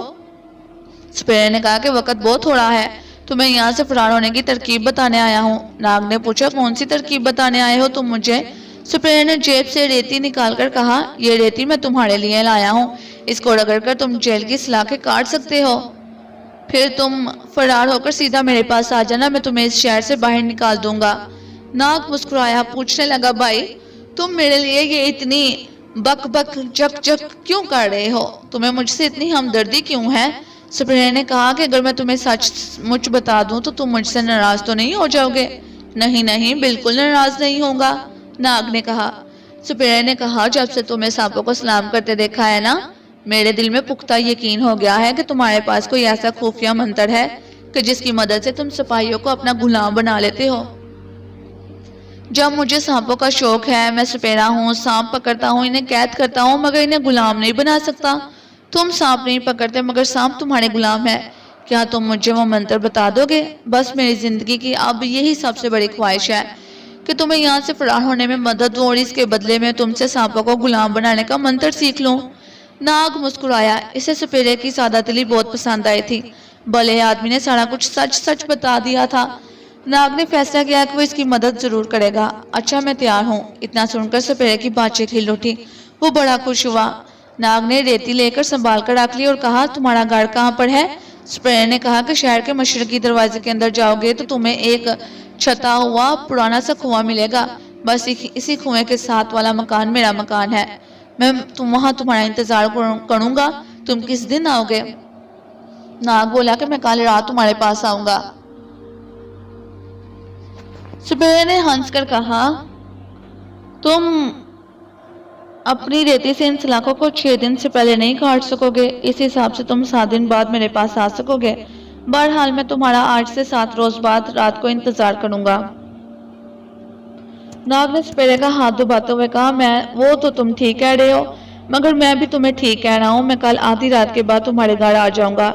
باہر سے سپاہی نے سرگوشی میں کہا بس اب جلدی سے باہر آ جاؤ۔ سپیرے نے ناگ کو سلام کیا اور یہ کہہ کر کہ میں ہر روز تمہارا انتظار کروں گا، کوٹری سے باہر آ گیا۔ دوسرے دن رات کو وہ کھانا کھا کر آرام سے سونے کے لیے چارپائی پر لیٹ گیا۔ وہ بے فکر تھا، اسے یقین تھا کہ ناگ 6 روز سے پہلے نہیں آ سکتا، کیونکہ اگر ناگ آج ریتی سے سلاخیں کاٹنی شروع کرے گا تو 7-8 دن کے بعد جا کر کہیں وہ سلاخیں کاٹ پائے گا۔ چنانچہ وہ بڑے اطمینان سے ٹھنڈی ہوا میں سو گیا۔ دوسری طرف ناگ شروع رات اپنی چٹائی پر بیٹھا تھا کہ سپاہی نے آ کر کہا تم کل سے پانی کے بغیر کیوں کر زندہ ہو؟ کھانے کے بعد تو خیر انسان کچھ دن زندہ رہ سکتا ہے کھانے کے بغیر، مگر پانی کے بغیر تو 1 دن بھی زندہ رہنا مشکل ہے، پھر تم کس طرح سے زندہ ہو؟ नाग ने कहा कि तुम ये बातें पूछने वाले कौन हो? सिपाही बोला, तुम्हें थानेदार ने बुलाया है। मेरा ख्याल है कि तुम्हें आज रात फांसी दे दी जाएगी। फांसी गढ़ बिल्कुल तैयार खड़ा है। नाग मुस्कुराया तो गोया थानेदार का आखिरी वक्त आन पहुंचा है। चलो मैं तुम्हारे साथ चलता हूँ। सिपाही ने सर्जनिश करते हुए कहा, क्या बकवास करते हो? चलो सीधी तरह से। सिपाही नाग को एक कोठरी के अहाते में ले गया जहाँ सचमुच फांसी गढ़ तैयार खड़ा था। जल्लाद खड़ा था। थानेदार दो सिपाहियों के साथ फांसी के पास खड़ा नाग को आते देख रहा था। उसने नाग के आते ही ऐलान कर दिया कि इसे अदालत ने जासूसी के जुर्म में फांसी की सजा सुनाई है, जिस पर अभी अमल किया जाएगा। नाग हंस पड़ा। थानेदार जी, आप मुझे फांसी पर क्या चढ़ाएंगे? मुझे तो ऐसा लगता है कि आज आपने अपने हाथों अपनी मौत का इंतजाम कर रखा है। क्या बकते हो? थानेदार ने कहा। फिर उसने जल्लाद को हुक्म दिया कि नाग को पकड़कर फांसी पर लटका दिया जाए। नाग की तरफ जल्लाद बढ़ा तो नाग ने मुस्कुराकर कहा, मिस्टर जल्लाद, क्या तुम मरना चाहते हो? अगर मरना चाहते हो तो आओ, मौत तुम्हारे लिए तैयार खड़ी है। थानेदार ने पिस्तौल निकालकर कहा, पकड़कर मुंह बंद कर दो इस गुस्ताख का हमेशा के लिए। जल्लाद ने लपककर नाग को काबू में कर लिया और इसकी गर्दन में फांसी का फंदा डाल दिया। नाग अब भी हंस रहा था। उसने जल्लाद को कुछ न कहा। जब फंदा गले में पड़ गया तो थानेदार बड़ा खुश हुआ। हुक्म दिया कि फांसी दे दो। जल्लाद तख्ता नीचे करने वाला था कि नाग ने गहरा सांस लिया। लोगों ने देखा कि फांसी के फंदे पर से नाग गायब हो गया था और इसकी जगह एक सुर्ख रंग की चिड़िया उड़कर रोशनदान पर जाकर बैठ गई। थानेदार, जल्लाद और सिपाही दंग रह गए और चिड़िया की तरफ मुंह खोलकर देखने लगे।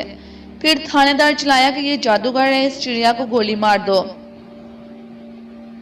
समंदर के नीचे शहर। सिपाहियों ने गोलियों की बाढ़ मारी। चिड़िया भी सब कुछ सुन रही थी। वो रोशनदान से गायब हो गई। थानेदार ने हैरानी से इधर उधर देखा। जल्लाद अपनी जगह पर दहशत ज़दा था। इतने में एक सिपाही ने चीख मारी और फर्श पर गिर पड़ा। अभी उसे संभाला नहीं गया था कि दूसरा सिपाही चीख मारकर गिर पड़ा। एक काला सांप तेजी से रेंगता हुआ थानेदार की तरफ बढ़ा। थानेदार भागकर फांसी के चबूतरे पर चढ़ गया। इसे मार डालो, इसे मार डालो। सिपाहियों ने बंदूक आगे की, मगर सांप ने भी उसे मोहलत न दी और वो फर्श पर गिरकर तड़पने लगा। इसे वहां दो सिपाही, एक जल्लाद और एक थानेदार ही अब बाकी रह गए थे। काला सांप इन पर मुसीबत बनकर नाजिल हो गया था। जल्लाद ने तलवार खींचकर सांप को मारना चाहा, मगर सांप ने उसे भी डस कर हलाक कर दिया। दूसरे सिपाही भाग उठे। अब वहां थानेदार बाकी रह गया था। वो थर थर कांपने लगा। काला सांप थानेदार के सामने आकर फन फैलाकर खड़ा हो गया। फिर थानेदार ने सुना, सांप इंसान की आवाज में कह रहा था, मैंने तुम्हें नहीं कहा था कि तुम लोग मुझे फांसी नहीं दे सकोगे? फिर तुमको यकीन क्यों नहीं आ रहा था? अब देख लो, मैं तुम्हारे सामने हूँ और तुम्हारे सारे सिपाही ठंडे हो चुके हैं। अब तुम्हारी बारी है। थानेदार ने हाथ बांधकर कांपती हुई आवाज में कहा, भगवान के लिए मुझे बख्श दो शीश देवता, मुझसे बड़ी भूल होगी, मैं अब कभी ऐसी गुस्ताखी नहीं करूंगा। नाग ने कहा कि नहीं, तुम ऐसी गुस्ताखी जरूर करोगे, इसलिए मैं तुम्हें इतनी मोहलत नहीं दूंगा। यह कहकर काला नाग आगे को झुका। थानेदार दीवार के पीछे लग गया। थानेदार पीछे को हटा, नाग और आगे हो गया। उसने अपना फन थानेदार के मुंह के पास कर दिया। थानेदार कांप रहा था, माथा पसीने में शराबोर था। बिजली जैसी तेजी के साथ नाग ने थानेदार को डस दिया और वो ठंडा हो गया। फांसी घर में अब कोई भी नहीं था। हर तरफ लाशें बिखरी थी। सांप रेंगता हुआ हवालात से बाहर आ गया। शहर सुनसान था। आधी रात हो गई थी। नाग उसी वक्त इंसान की शक्ल में आ गया। उसने सपेरे से वादा किया था कि वो आधी रात को इसके घर जरूर आएगा। ऐसा ही हुआ। सपेरा भी उधर कुछ जाग गया था। अगरचे उसे यकीन था कि नाग इतनी जल्दी जेल की सलाखें काट नहीं सकेगा। इतने में किसी ने दरवाजे पर दस्तक दी। सपेरा उठकर दरवाजे तक गया और दरवाजा खुला तो सामने नाग खड़ा था। सपेरा हैरान हो गया। तुम आ गए? कैसे आ गए? नाग बोला, जैसे आया करते हैं, यानी अपने पांव पर चलकर आया हूँ। लेकिन तुमने इतनी जल्दी सलाखें कैसे काट ली? सपेरे के इस सवाल पर नाग ने दरवाजा बंद कर दिया। तुम रेती दे गए थे ना, बस इसकी मदद से सलाखें काट कर फेंक दी और भाग कर तुम्हारे पास आ गया। अच्छा, अब मुझे नींद आ रही है, मैं सोऊंगा। जरूर आराम करो तुम। और नाग सो गया। दूसरे दिन सपेरा नाश्ता लेने शहर गया तो उसने सुना लोग कह रहे थे, अरे गजब हो गया, हवालात से कैदी भाग गया। उसने थानेदार और सिपाहियों को हलाक कर डाला। अरे कुछ और नहीं सुना तुमने? कहते हैं कैदी ने सांप बनकर सिपाहियों और थानेदार को हलाक किया है। पुलिस कैदी की तलाश में है। 10,000 रुपये कैदी के सर की कीमत रखी है पुलिस ने। सपेरे ने ये बातें सुनी तो सोच में पड़ गया। नाश्ता लेकर जल्दी से वापस आया। नाग उसका इंतजार कर रहा था। सपेरे ने नाग को बिल्कुल न बताया कि शहर में लोग उसके बारे में क्या बातें कर रहे हैं। دونوں نے ناشتہ کیا، ادھر ادھر کی باتیں کرنے لگے۔ ناگ سارا دن سپیرے کے گھر میں رہا۔ سپیرے نے اتنا ضرور ناگ کو بتایا تھا کہ پولیس تمہاری تلاش میں ہے، لیکن تم جب تک میرے گھر میں رہو تمہیں کوئی نہیں پکڑ سکتا۔ ناگ نے کہا کہ نہیں، تمہارا شکریہ، میں کل یہاں سے چلا جاؤں گا، مجھے اپنی بہن اور بھائی کی تلاش ہے۔ رات ہو گئی، دونوں کھانا کھا کر لیٹ گئے۔ سپیرے نے رات کو پورا انتظام کر رکھا تھا۔ اس نے ایسا کیا کہ ناگ کو سالن میں بہت سارا نمک کھلا دیا تھا تاکہ رات کو اسے پیاس لگے۔ دوسری طرف اس کوٹری سے پانی کی سرائی اٹھا کر باہر رکھ دی تھی۔ ناگ کو خبر نہ ہو سکی کہ سپیرے نے کیا ڈرامہ کر رکھا ہے۔ وہ کوٹری میں جا کر چارپائی پر لیٹ گیا۔ تھوڑی دیر بعد گہری نیند میں کھو گیا۔ سپیرے نے باہر سے دروازہ بند کر تالا لگا دیا۔ خود اس نے اپنی انگلی پر چھری سے تھوڑا سا زخم لگا لیا تاکہ اسے نیند نہ آ سکے۔ وہ جگہ جگہ ستون کے پیچھے چھپ کر بیٹھ گیا اور ناگ کی بند کوٹری کی طرف آنکھیں لگا کر دیکھنے لگا۔ اب ایسا ہوا کہ نمک کھانے کی وجہ سے ناگ کو بڑی سخت پیاس لگی۔ اس کی آنکھ کھل گئی۔ اس نے چارپائی سے اتر کر نیچے دیکھا، وہاں پانی کی سراہی نہیں تھی۔ شاید سپیرا سراہی اندر رکھنی بھول گیا تھا۔ ناگ نے دروازے کو دیکھا، وہ باہر سے بند تھا۔ پیاس کی وجہ سے ناگ کا حلق خشک ہو رہا تھا۔ اس نے دیکھا کہ کوٹری سے باہر نکلنے کا صرف ایک ہی راستہ تھا، یعنی کہ کھڑے کی نالی۔ ناگ اسی لمحے سانپ بن گیا اور کھڑے کی نالی میں سے باہر نکل آیا۔ باہر ذرا دور سراہی پڑی تھی۔ سانپ نے سراہی کے پاس جا کر اپنا منہ سراہی کے اندر ڈال لیا اور ٹھنڈا پانی پینا شروع کر دیا۔ یہ سارا تماشا سپیرا ستون کے پیچھے بیٹھا پھٹی پھٹی آنکھوں سے دیکھ رہا تھا۔ وہ جو کچھ دیکھ رہا تھا اس کو اپنی آنکھوں پر یقین نہیں آ رہا تھا۔ اس نے اپنے بڑے بوڑھوں سے سن رکھا تھا کہ کالا کوبرا جب اس دنیا میں اپنی زندگی کے 500 برس پورے کر لیتا ہے تو اس میں اتنی طاقت پیدا ہو جاتی ہے کہ جس کا چاہے روپ ڈال لے۔ وہ سانپ اس کے سامنے آنکھوں کے سامنے تھا، جو انسان بن کر اندر کوٹری میں سو رہا تھا اور اب سانپ بن کر نالی کے ذریعے باہر آ کر پانی پی رہا تھا۔ سپیرے کو یقین نہیں آ رہا تھا، مگر جو کچھ وہ اپنی آنکھوں سے دیکھ رہا تھا اس پر اسے یقین کرنا ہی پڑ رہا تھا۔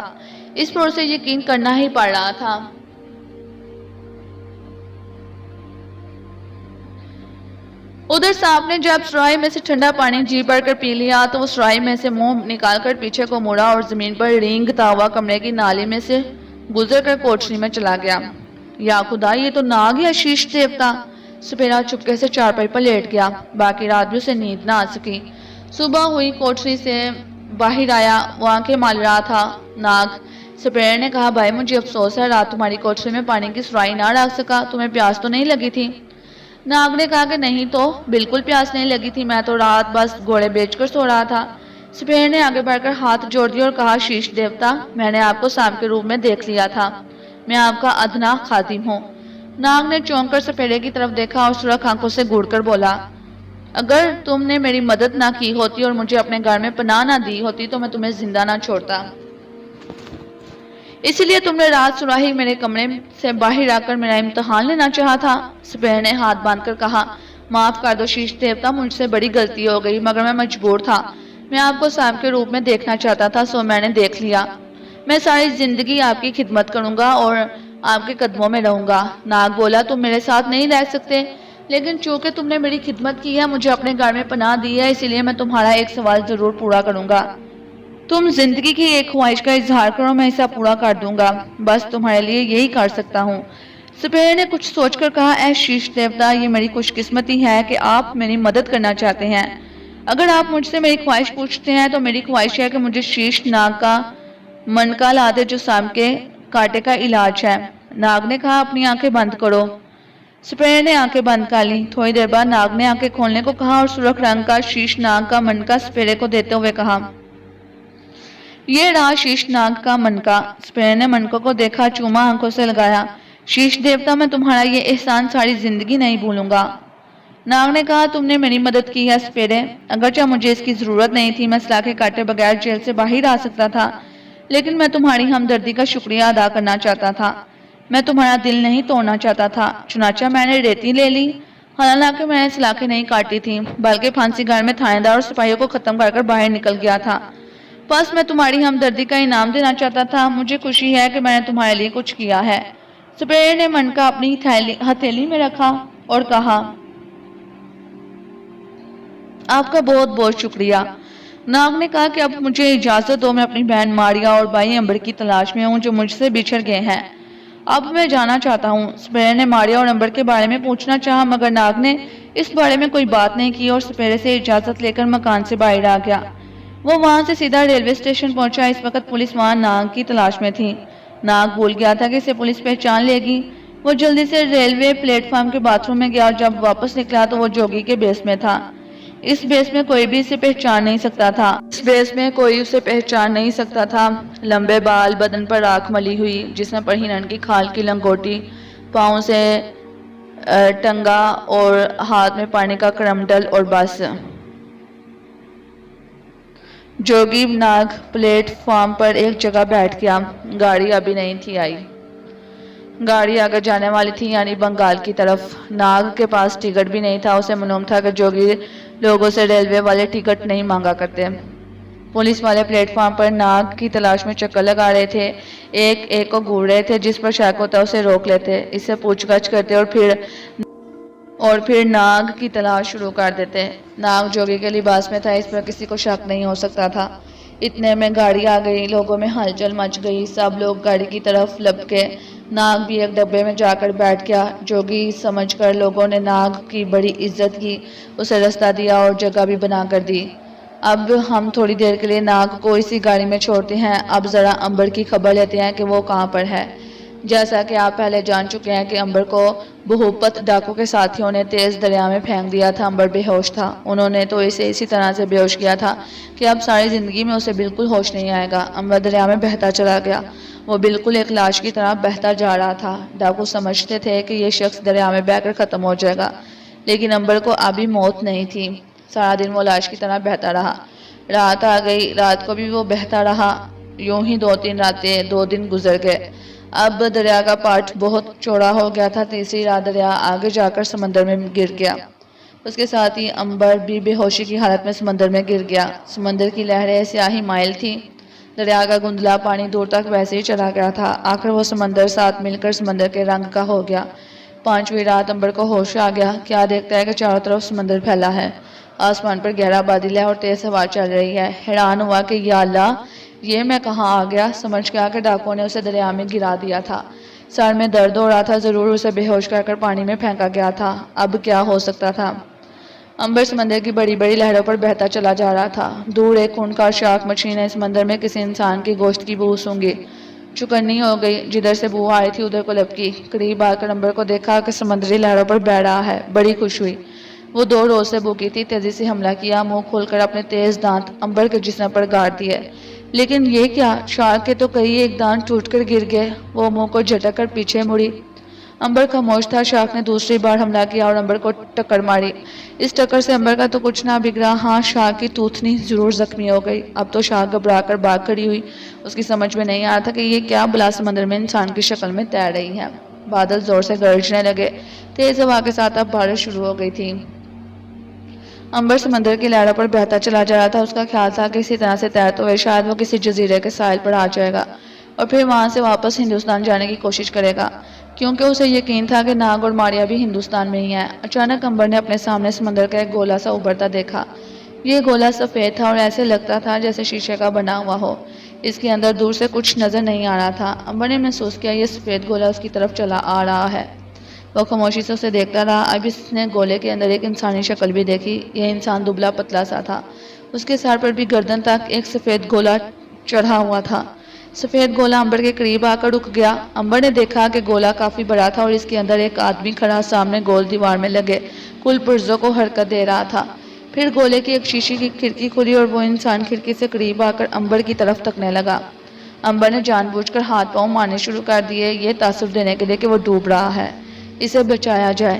وہ اس آدمی پر ابھی یہ ظاہر نہیں کرنا چاہتا تھا کہ وہ امر ہے، یعنی ابھی مر نہیں سکتا۔ کھڑکی میں سے ایک پلاسٹک کی سیڑھی باہر گری اور انسان نے اشارہ کیا کہ اس سیڑھی پر سوار ہو کر اندر آ جاؤ۔ امبر نے سیڑھی کو پکڑ کر اس پر چڑھنا شروع کر دیا۔ پھر وہ گولے کے اندر آ گیا۔ اس آدمی نے گولی کی کھڑکی جو تھی وہ بند کر دی اور پھر امبر کے سر پر بھی شیشے کا ایک گولا چڑھا دیا۔ امبر نے دیکھا کہ گولے کے اندر دیوار پر کئی ایک آلات لگے تھے، بلب بھی ہیں جو کبھی بجھ رہے ہیں کبھی جل رہے ہیں۔ گولا دیکھتے دیکھتے سمندر کے اندر غوطہ لگا گیا۔ اصل حیرانی اب شروع ہوئی کہ جب گولے نے سمندر میں غوطہ لگایا امبر نے دیکھا ہے گولا بڑے آرام سے سمندر کی تہہ میں نیچے نیچے اترتا چلا جا رہا ہے۔ مچھلیاں ادھر ادھر بھاگ رہی ہیں، یہ اسے کس دنیا میں لے جا رہا ہے؟ امبر سوچنے لگا۔ وہ آدمی ایک بٹن دبائے کھڑا تھا اور جھک کر پرزوں کو غور سے تک رہا تھا۔ گولا ابھی تک سمندر کے نیچے اترتا چلا جا رہا تھا۔ اس قدر گہرائی میں جا کر سمندر کے پانی کا دباؤ اتنا زیادہ بڑھ جاتا تھا کہ لوہے کا آدمی بھی اگر ہو تو پیچھے کر رہ جائے، مگر اس شیشے کے گولے کو کچھ بھی نہیں ہو رہا تھا۔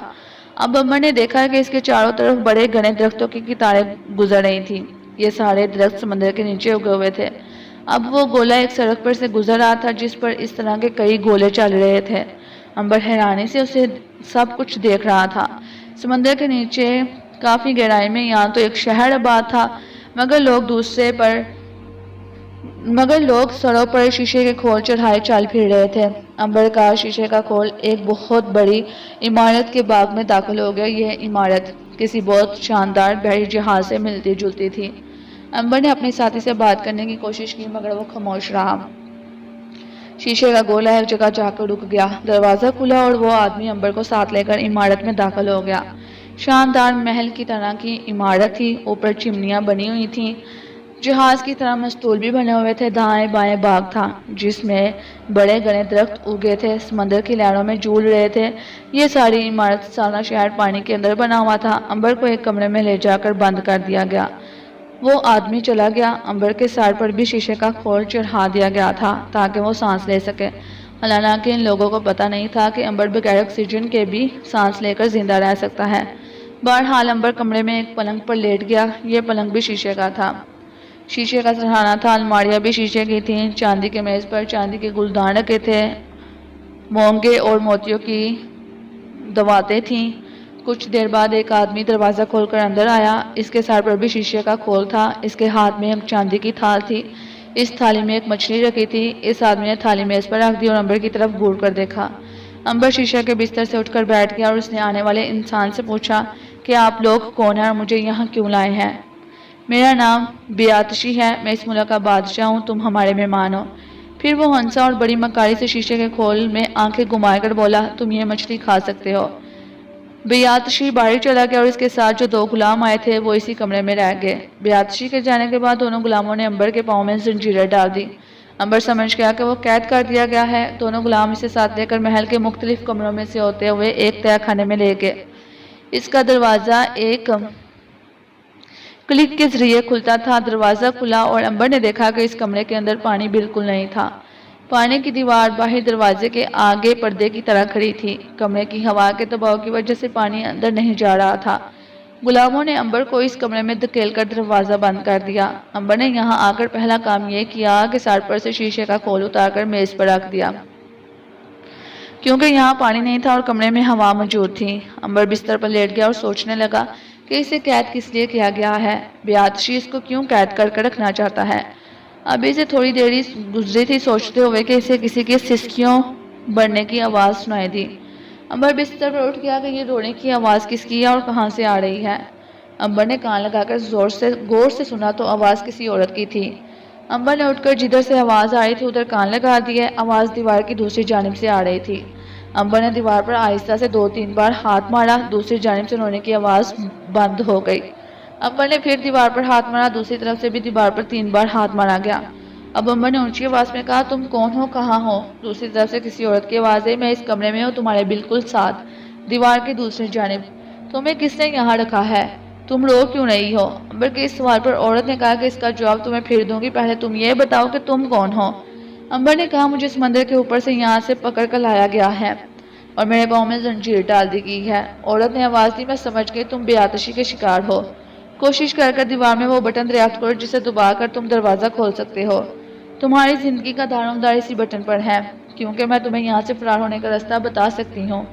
امبر نے کہا، تم کیوں نہیں فرار ہوتی؟ عورت نے آواز دی، میں یہاں کی رہنے والی ہوں، میں دوسری دنیا میں نہیں جا سکتی۔ یہ باتیں بعد میں بتاؤں گی، اس وقت تم اپنی خیر مناؤ، کسی طرح سے دیوار کا دروازہ تلاش کرو، اسے کھول کر میرے پاس آنے کی کوشش کرو۔ امبر نے دیوار پر بٹن تلاش کرنا شروع کر دیا جسے دبا کر وہ اس دیوار کا خفیہ دروازہ کھول سکتا تھا۔ آخر اس نے ایک جگہ موتی کی طرح سے ایک بٹن دیکھا۔ امبر نے بٹن دبا دیا، بٹن کے دبتے ہی ایک جگہ سے دروازہ کھل گیا، چھوٹا سا دروازہ تھا۔ امبر جلدی سے دوسری طرف چلا گیا اس کے جاتے ہی دروازہ اپنے آپ بند ہو گیا۔ امبر نے دیکھا کہ ایک چھوٹا سا کمرہ ہے، کونے میں دیوار کے ساتھ ایک بستر لگا ہے۔ اس بستر پر ایک بہت خوبصورت نیلی آنکھوں والی لڑکی بیٹھی ہے، جس کے سنہری بال اس کے شانوں پر گرے ہیں۔ اس کے پاؤں میں بھی زنجیر بندھی ہے۔ امبر اس کے قریب گیا اور سٹول پر بیٹھ گیا۔ لڑکی نے کہا کہ تم کون ہو اور سمندر میں کہاں پھر رہے تھے؟ یہ لوگ تمہیں پکڑ کر لے آئے۔ امبر نے کہا میں ایک مسافر ہوں، ہمارا جہاز طوفان کی نظر ہو گیا اور میں ایک تختے پر تیر رہا تھا کہ ایک آدمی شیشے کے گولے میں میرے پاس آیا اور مجھے سیڑھی لگا کر اندر لے گیا اور پھر یہاں لا کر قید کر دیا۔ لڑکی نے آہ بڑی اور سر جھکا کر کہا اوف او۔ امبر نے کہا تم نے کہا تھا کہ میں بادشاہ بیاتشی کا شکار ہوں، تمہارا اس کا کیا مطلب تھا؟ لڑکی نے کہا سنو میری بات غور سے سنو، میں اس شہر کی ملکہ کی اکلوتی لڑکی ہوں، میرا باپ اس شہر کا بادشاہ تھا، وہ مر گیا تو میری ماں تخت پر بیٹھی۔ بیاتشی ایک ظالم اور کمینہ وزیر تھا، اس نے دھوکے سے زہر دے کر میری ماں کو مار ڈالا اور خود تخت پر بیٹھ گیا۔ وہ مجھے بھی ہلاک کرنا چاہتا تھا، مگر دربار کے نجومی نے بتایا کہ وہ ابھی مجھے ہلاک نہ کرے، کیونکہ اس طرح سے اس شہر پر کوئی مصیبت نازل ہو جائے گی۔ نجومی نے مکار اور ظالم تیاشی سے کہا کہ مجھے 2 مہینے بعد مارا جائے تو شہر پر کوئی مصیبت نہیں آئے گی۔ امبر نے بڑے غور سے لڑکی کی باتیں سنی۔ لڑکی کہہ رہی تھی اب یہ لوگ وقت کا انتظار کر رہے ہیں کہ 1 مہینہ گزر گیا اور 1 مہینہ باقی ہے، پھر مجھے بھی مار ڈالا جائے گا۔ امبر نے پوچھا تمہارا نام کیا ہے شہزادی؟ لڑکی بولی کہ میرا نام شہزادی ہی ہے۔ امبر نے کہا یہ تو میں سمجھ گیا کہ بیاتشی ایک سنگ دل اور دھوکے باز وزیر ہے اور تم اس شہر کے اصل بادشاہ کی بیٹی ہو، لیکن میں اس بیاشی کا شکار کس طرح سے ہو گیا؟ شہزادی بولی بیاشی ایک آدم خور وزیر ہے، اس کی یہ عادت ہے کہ ہر ہفتے کی شام کو ایک انسان کو کھاتا ہے۔ اس کے ہاتھ میں شیشے کے گولے میں سوار ہو کر سمندر کے اوپر جاتے ہیں اور وہاں سے کسی نہ کسی انسان کو پکڑ کر لے آتے ہیں، پھر اسے پاؤں میں زنجیر ڈال کر رکھا جاتا ہے اور ہفتے کی رات کو بیاتشی اسے مار کر کھا جاتا ہے کچا ہی۔ مجھے تمہاری قسمت پر رونا آتا ہے کہ تم بہت جلد ہلاک کر دیا جاؤ گے۔ اماں نے کہا یہ تو خیر میری قسمت کی بات ہے، اور اگر میری قسمت میں یہی لکھا ہے تو میں کیا کر سکتا ہوں، جو ہوگا دیکھا جائے گا، مگر یہ بتاؤ کہ یہ لوگ کون ہیں اور یہ شہر سمندر کے نیچے کیسے آباد ہے؟ شہزادی نے کہا یہ ایک بہت بڑا شہر ہے، ہزاروں سال پہلے یہ شہر سمندر کے باہر آباد تھا اور بڑا ترقی کر چکا تھا۔ پھر ایک روز اچانک ایک بہت بڑا زلزلہ آیا، زلزلے کی وجہ سے پہاڑ اور زمین پھٹ گئی اور سمندر کی لہریں میں ایک ایسا خوفناک طوفان آیا کہ ایک بہت بڑی سمندر سے لہر اٹھی اور اس نے سارے شہر کو ڈبو دیا۔ پھر شہر کے نیچے سے زمین کھسک گئی اور یہ شہر ایک دم سمندر کے نیچے آ گیا۔ شیشے کا گولا۔ امبر بڑی دلچسپی سے شہزادی کی باتیں سن رہا تھا۔ آخر میں شہزادی نے کہا ہزاروں برس سے ہم لوگ سمندر کے نیچے اس شہر میں زندگی بسر کر رہے ہیں۔ امبر نے کہا کیا یہاں کے لوگ آدم خور ہیں؟ نہیں ایسا نہیں ہے، ہم خادم خور نہیں ہیں، یہ گٹیا بیاتشی ہی ہے آدم خور، یہ دوسری دنیا سے لوگوں کو پکڑ کر لاتا ہے اور ہر ہفتے ایک آدمی کو کھا جاتا ہے۔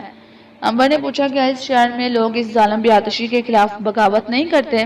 شہزادی نے کہا لوگ اسے ڈرتے ہیں، اس کے ساتھ ظالم درباریوں کا ایک پورا ٹولہ ہے، یہ لوگ بڑے سنگ دل ہیں اور کسی انسان کو یوں ہی قتل کر ڈالتے ہیں، اور دربار کے دوسرے لوگ میرے حمایتی ہیں مگر بے بس ہیں، مجبور ہیں۔ امبر خاموشی سے شہزادی کی باتیں سنتا رہا۔ اس لڑکی نے آہ بھر کر کہا مجھے تم سے پوری ہمدردی ہے، کاش میں تمہاری کوئی مدد کر سکتی، اگر میں تخت پر بیٹھی ہوتی تو میں تمہیں کبھی یوں اس ظالم آدم خور کی خوراک نہ بننے دیتی، مگر میں خود اس سنگ دل کی قید میں ہوں اور 1 مہینے بعد مجھے بھی ہلاک کر دیا جائے گا، میں بھی موت کا انتظار کر رہی ہوں۔ امبر نے کہا شکریہ شہزادی، اگر مجھ سے ہو سکا تو میں اس ہمدردی کا کچھ نہ کچھ بدلہ آپ کو ضرور دوں گا۔ شہزادی کی آنکھوں میں آنسو آ گئے، تم کتنے اچھے انسان ہو، تمہارا دل انسان کی ہمدردی سے بڑا ہوا ہے۔ تم نے مجھے اپنا نام تو بتایا نہیں۔ امبر نے کہا میرا نام امبر ہے۔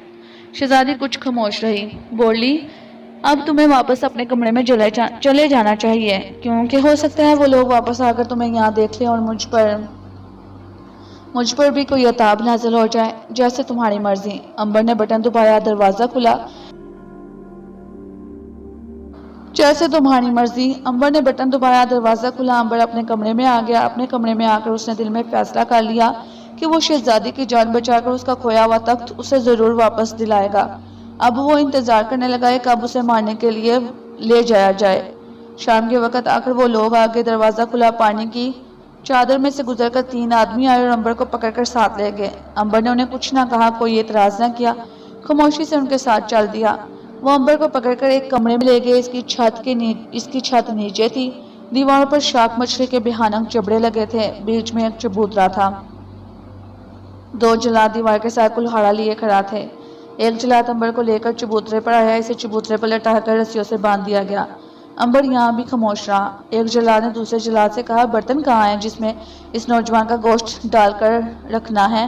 دوسرے جلاد نے کہا کہ اس میز کے نیچے رکھا ہے، فکر نہ کرو، اب اس بیچارے کی گردن اڑاؤ اور اس مصیبت سے نجات دلاؤ۔ پہلے جلاد نے جھک کر امبر کی طرف دیکھا اور کہا، نوجوان، میں اپنی ڈیوٹی ادا کر رہا ہوں، مجھے تم سے بڑی ہمدردی ہے، مگر میں مجبور ہوں، تمہاری جان نہیں بچا سکتا۔ اگر میں نے تمہیں چھوڑ دیا تو بے آتشی مجھے بھون کر کھا جائے گا۔ امبر نے کہا، تم شہزادی کو پسند کرتے ہو بے آتشی کو؟ میں تھوڑی دیر میں مر جاؤں گا، تم اپنے دل کی بات بتا دو، میں کسی سے ذکر نہیں کروں گا۔ جلاد نے دوسرے جلادوں کی طرف دیکھا اور کہا، ہم شہزادی کے حامی ہیں، وہ ایک ہمارا دشمن ہے، مگر اس سے کیا ہو سکتا ہے، تمہاری جان تو نہیں بچ سکتی۔ تیسرا جلاد جو شہزادی کا دشمن تھا غصے میں آ کر بولا، میں بادشاہ سے تمہاری شکایت کروں گا، تم میرے بادشاہ کے دشمن ہو، میں تمہیں زندہ نہیں چھوڑوں گا۔ پہلا جلاد چلا کر بولا، مجھے معاف کر دو بھائی۔ تیسرے جلاد نے آگے بڑھ کر کہا، پیچھے ہٹ جاؤ، اس شخص کو میں اپنے ہاتھوں سے قتل کروں گا، کیونکہ مجھے معلوم ہے کہ تم اس کی حمایت کرو گے اور شاید اسے اچھی طرح سے ہلاک نہ کر سکو، پڑے ہٹ جاؤ۔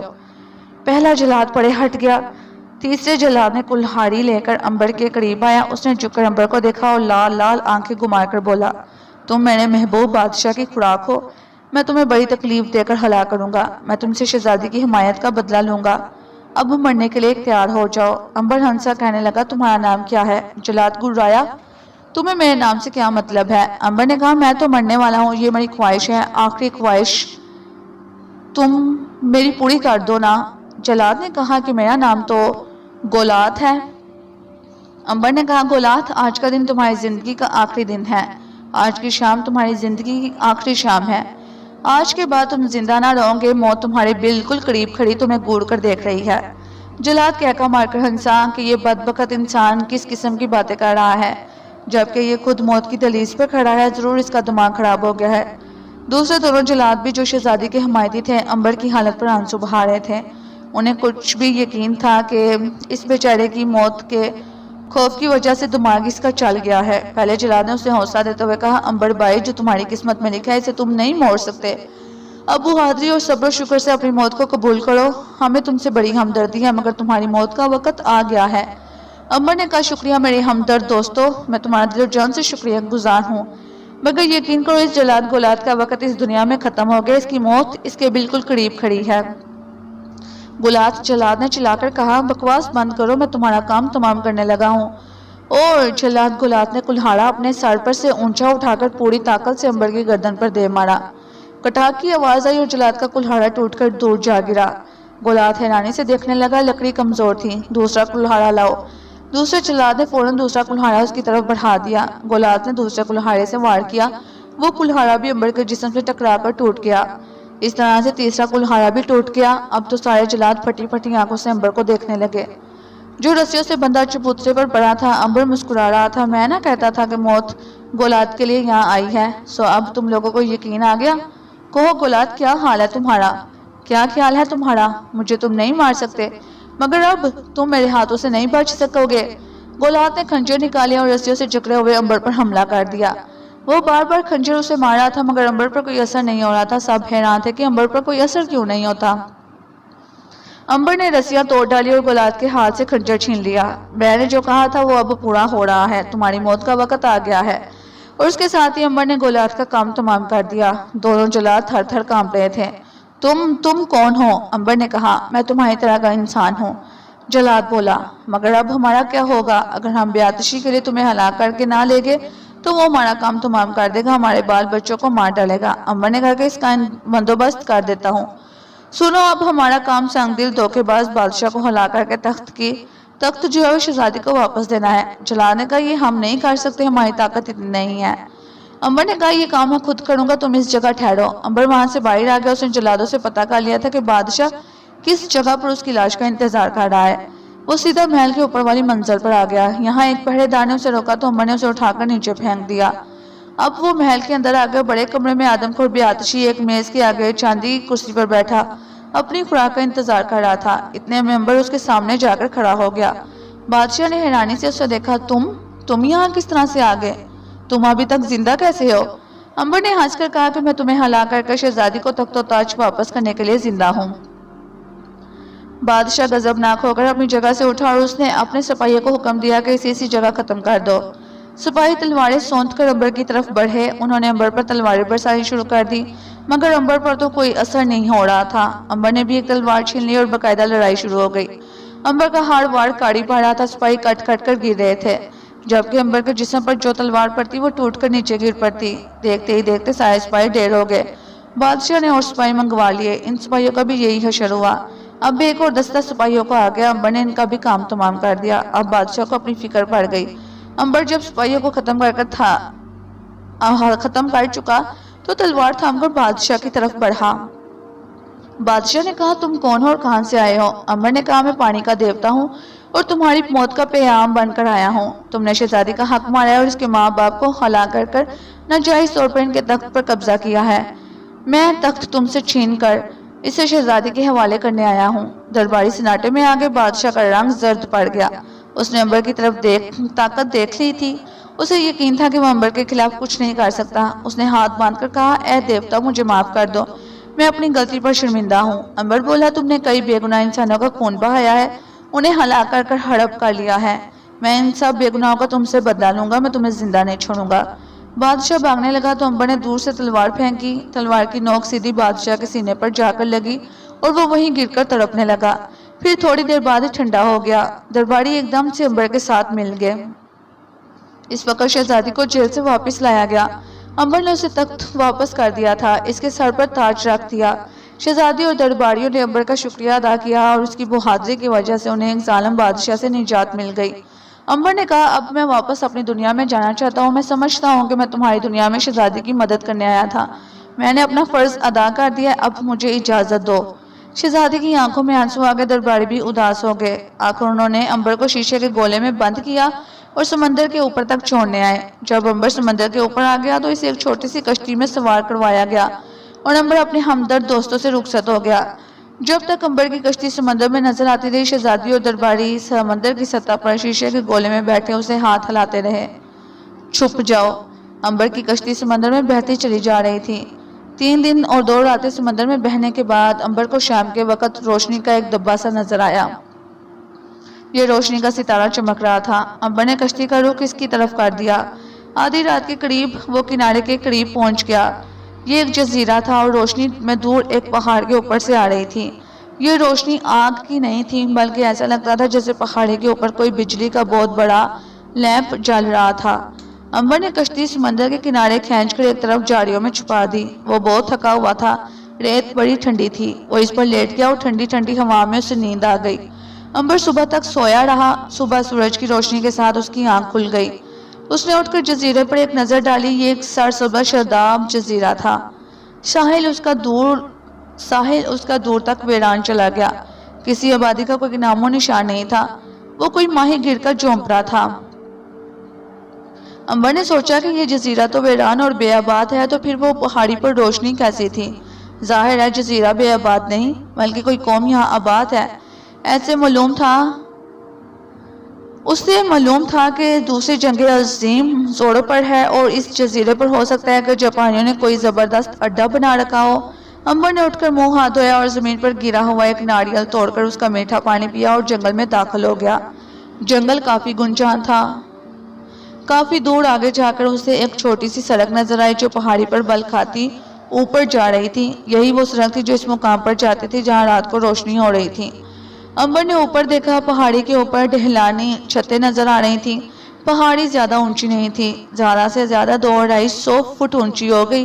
امبر سڑک کے ساتھ ساتھ ذرا ہٹ کر چلنے لگا۔ وہ درختوں کے پیچھے ہو کر چل رہا تھا، اس خیال سے کہ اگر کوئی دشمن یہاں پر ہو تو اس پر اس کی نظر نہ پڑے۔ یہاں سورج کی روشنی بہت تھوڑی آ رہی تھی کیونکہ چاروں طرف جنگل ہی جنگل تھا۔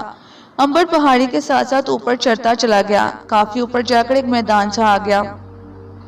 یہاں بھی کافی درخت تھے، ایک طرف ندی بہہ رہی تھی، اوپر ایک ٹیلے پر ایک مینار تھا۔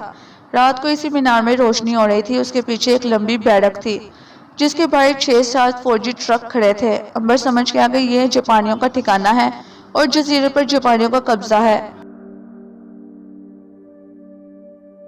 بس امبر وہاں سے واپس ہو گیا، انہیں رستوں سے چلتا ہوا وہ واپس چل پڑا۔ نیچے جنگل کو جانے والی سڑک پر آ کر اس نے محسوس کیا کہ دور سے قدموں کی آواز آ رہی ہے۔ امبر ایک طرف درختوں میں چھپ گیا۔ اب قدموں کی آواز قریب سے قریب آ رہی تھی۔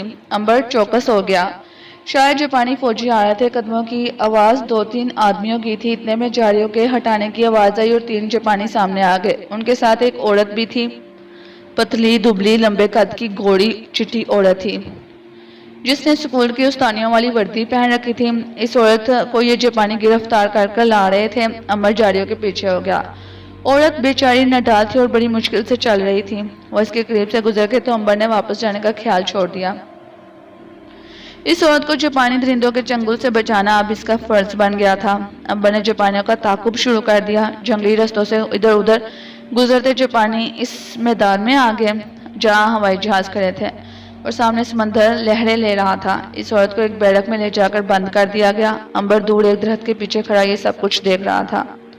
اب اس نے فیصلہ کیا کہ آدھی رات کو اس عورت کے پاس جانا چاہیے اور اسے یاد سے چھڑا کر لے جانے کی کوشش کرنی چاہیے۔ امبر واپس آ کر سمندر کے کنارے اس جگہ کی طرف چلا جہاں اس کی کشتی بندھی ہوئی تھی۔ یہ کشتی اس نے جاریوں میں چھپا رکھی تھی۔ جب وہ کشتی کے قریب پہنچا تو کیا دیکھتا ہے کہ ایک جاپانی اس پر جھکا اسے بڑے غور سے دیکھ رہا ہے۔ امبر پیچھے ہٹنے لگا تو اس کے پاؤں سے ٹکرا کر ایک پتھر نیچے گرا۔ جاپانی نے تیزی سے پیچھے دیکھا اور بندوق آگے کر دی۔ سامنے امبر کھڑا تھا۔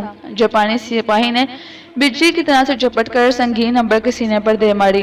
سنگین امبر کے سینے کے ساتھ لگتے ہی ٹوٹ کر گر پڑی۔ جاپانی سپاہی سمجھا کہ اس شخص نے سینے کے ساتھ لوہے کا ٹکڑا باندھا رکھا ہے۔ اس نے گولی کا نشانہ لے کر امبر کے سر پر فائر کر دیا۔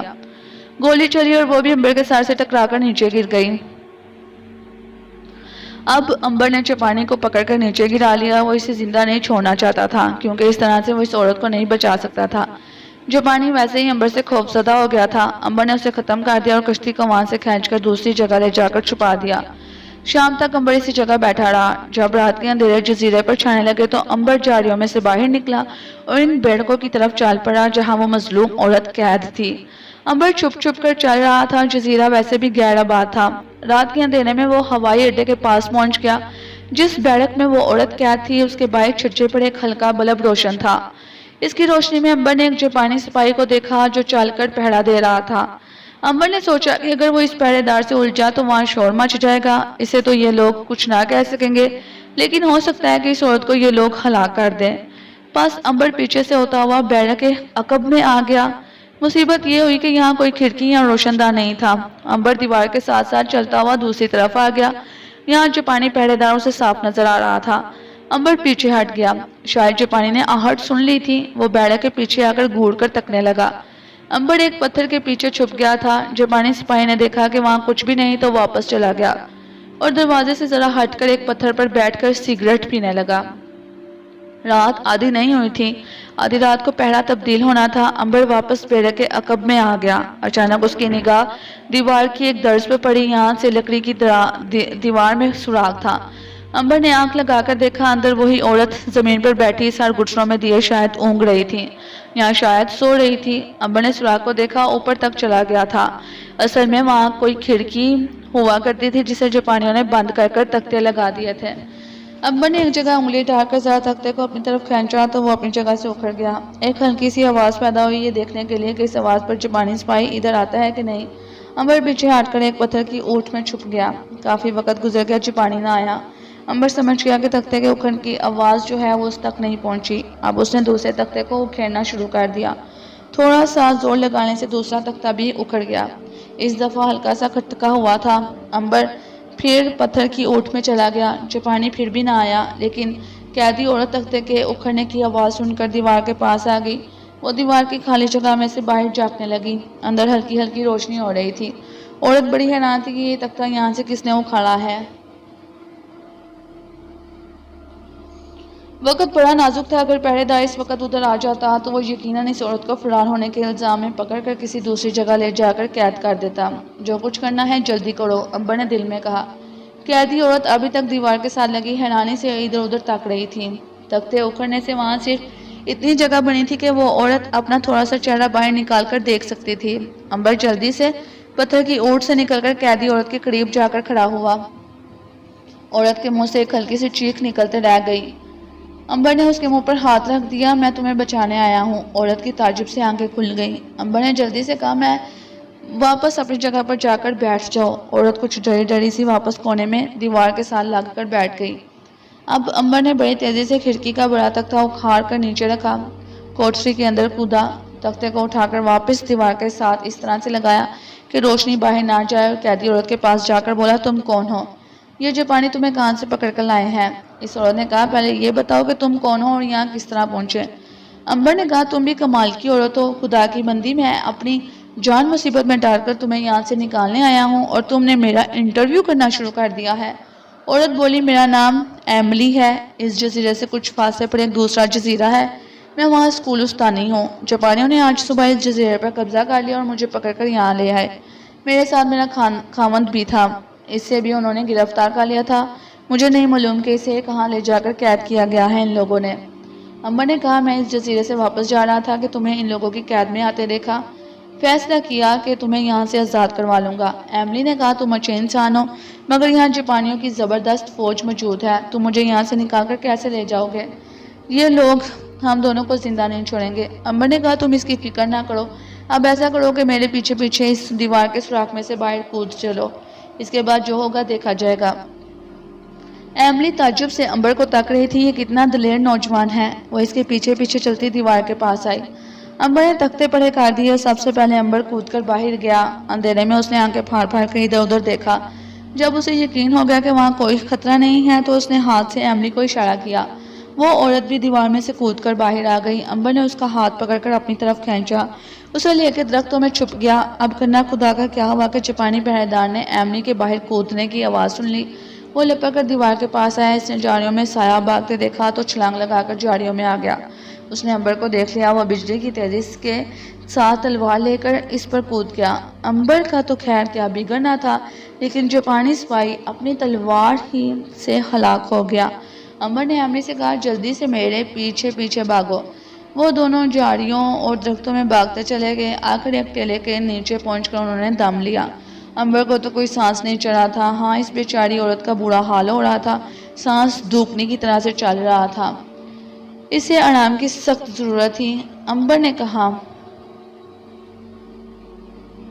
تھوڑی دیر یہاں آرام کر لو۔ ایملی گھاس پر لیٹ گئی اور اس نے درخت کے ساتھ ٹیک لگا لی۔ ادھر ایسا ہوا کہ پہرا بدلنے لگا تو نئے سپاہی نے آ کر پہلے سپاہی کو غائب پایا۔ اس نے اسے آوازیں دیں، کوئی جواب نہ آیا تو اسے تلاش کرتا جھاڑیوں میں آ گیا۔ وہاں اس کی لاش پڑی تھی، بس پھر کیا تھا؟ جاپانی نے سیٹی بجا دی، اس وقت سپاہی بھاگ کر وہاں پہنچ گئے۔ معلوم ہوا بیرک کی دیوار ٹوٹی پڑی ہے اور قیدی عورت فرار ہو گئی ہے۔ جزیرے پر خطرے کا سائرن بجا دیا گیا۔ سائرن کی جو آواز تھی وہ ایملی اور امبر نے سنی تو پریشان ہوئے، سمجھ کے کہ پتہ چل گیا ہے، راز کھل گیا ہے۔ امبر نے ایملی کو ساتھ لیا اور رات کے اندھیرے میں جھاڑیوں میں سے گزرتا ہوا جزیرے کے شمال میں آ گیا۔ دن چڑھا تو ایسا لگا کچھ جاپانی گڑھے کی طرف باتیں کرتے چلے آ رہے ہیں۔ تھوڑی دیر بعد دو جاپانی سپاہی دور سے بندوقیں کندھے سے لٹکائے جھاڑیوں کو جھک جھک کر دیکھتے دکھائی دیے۔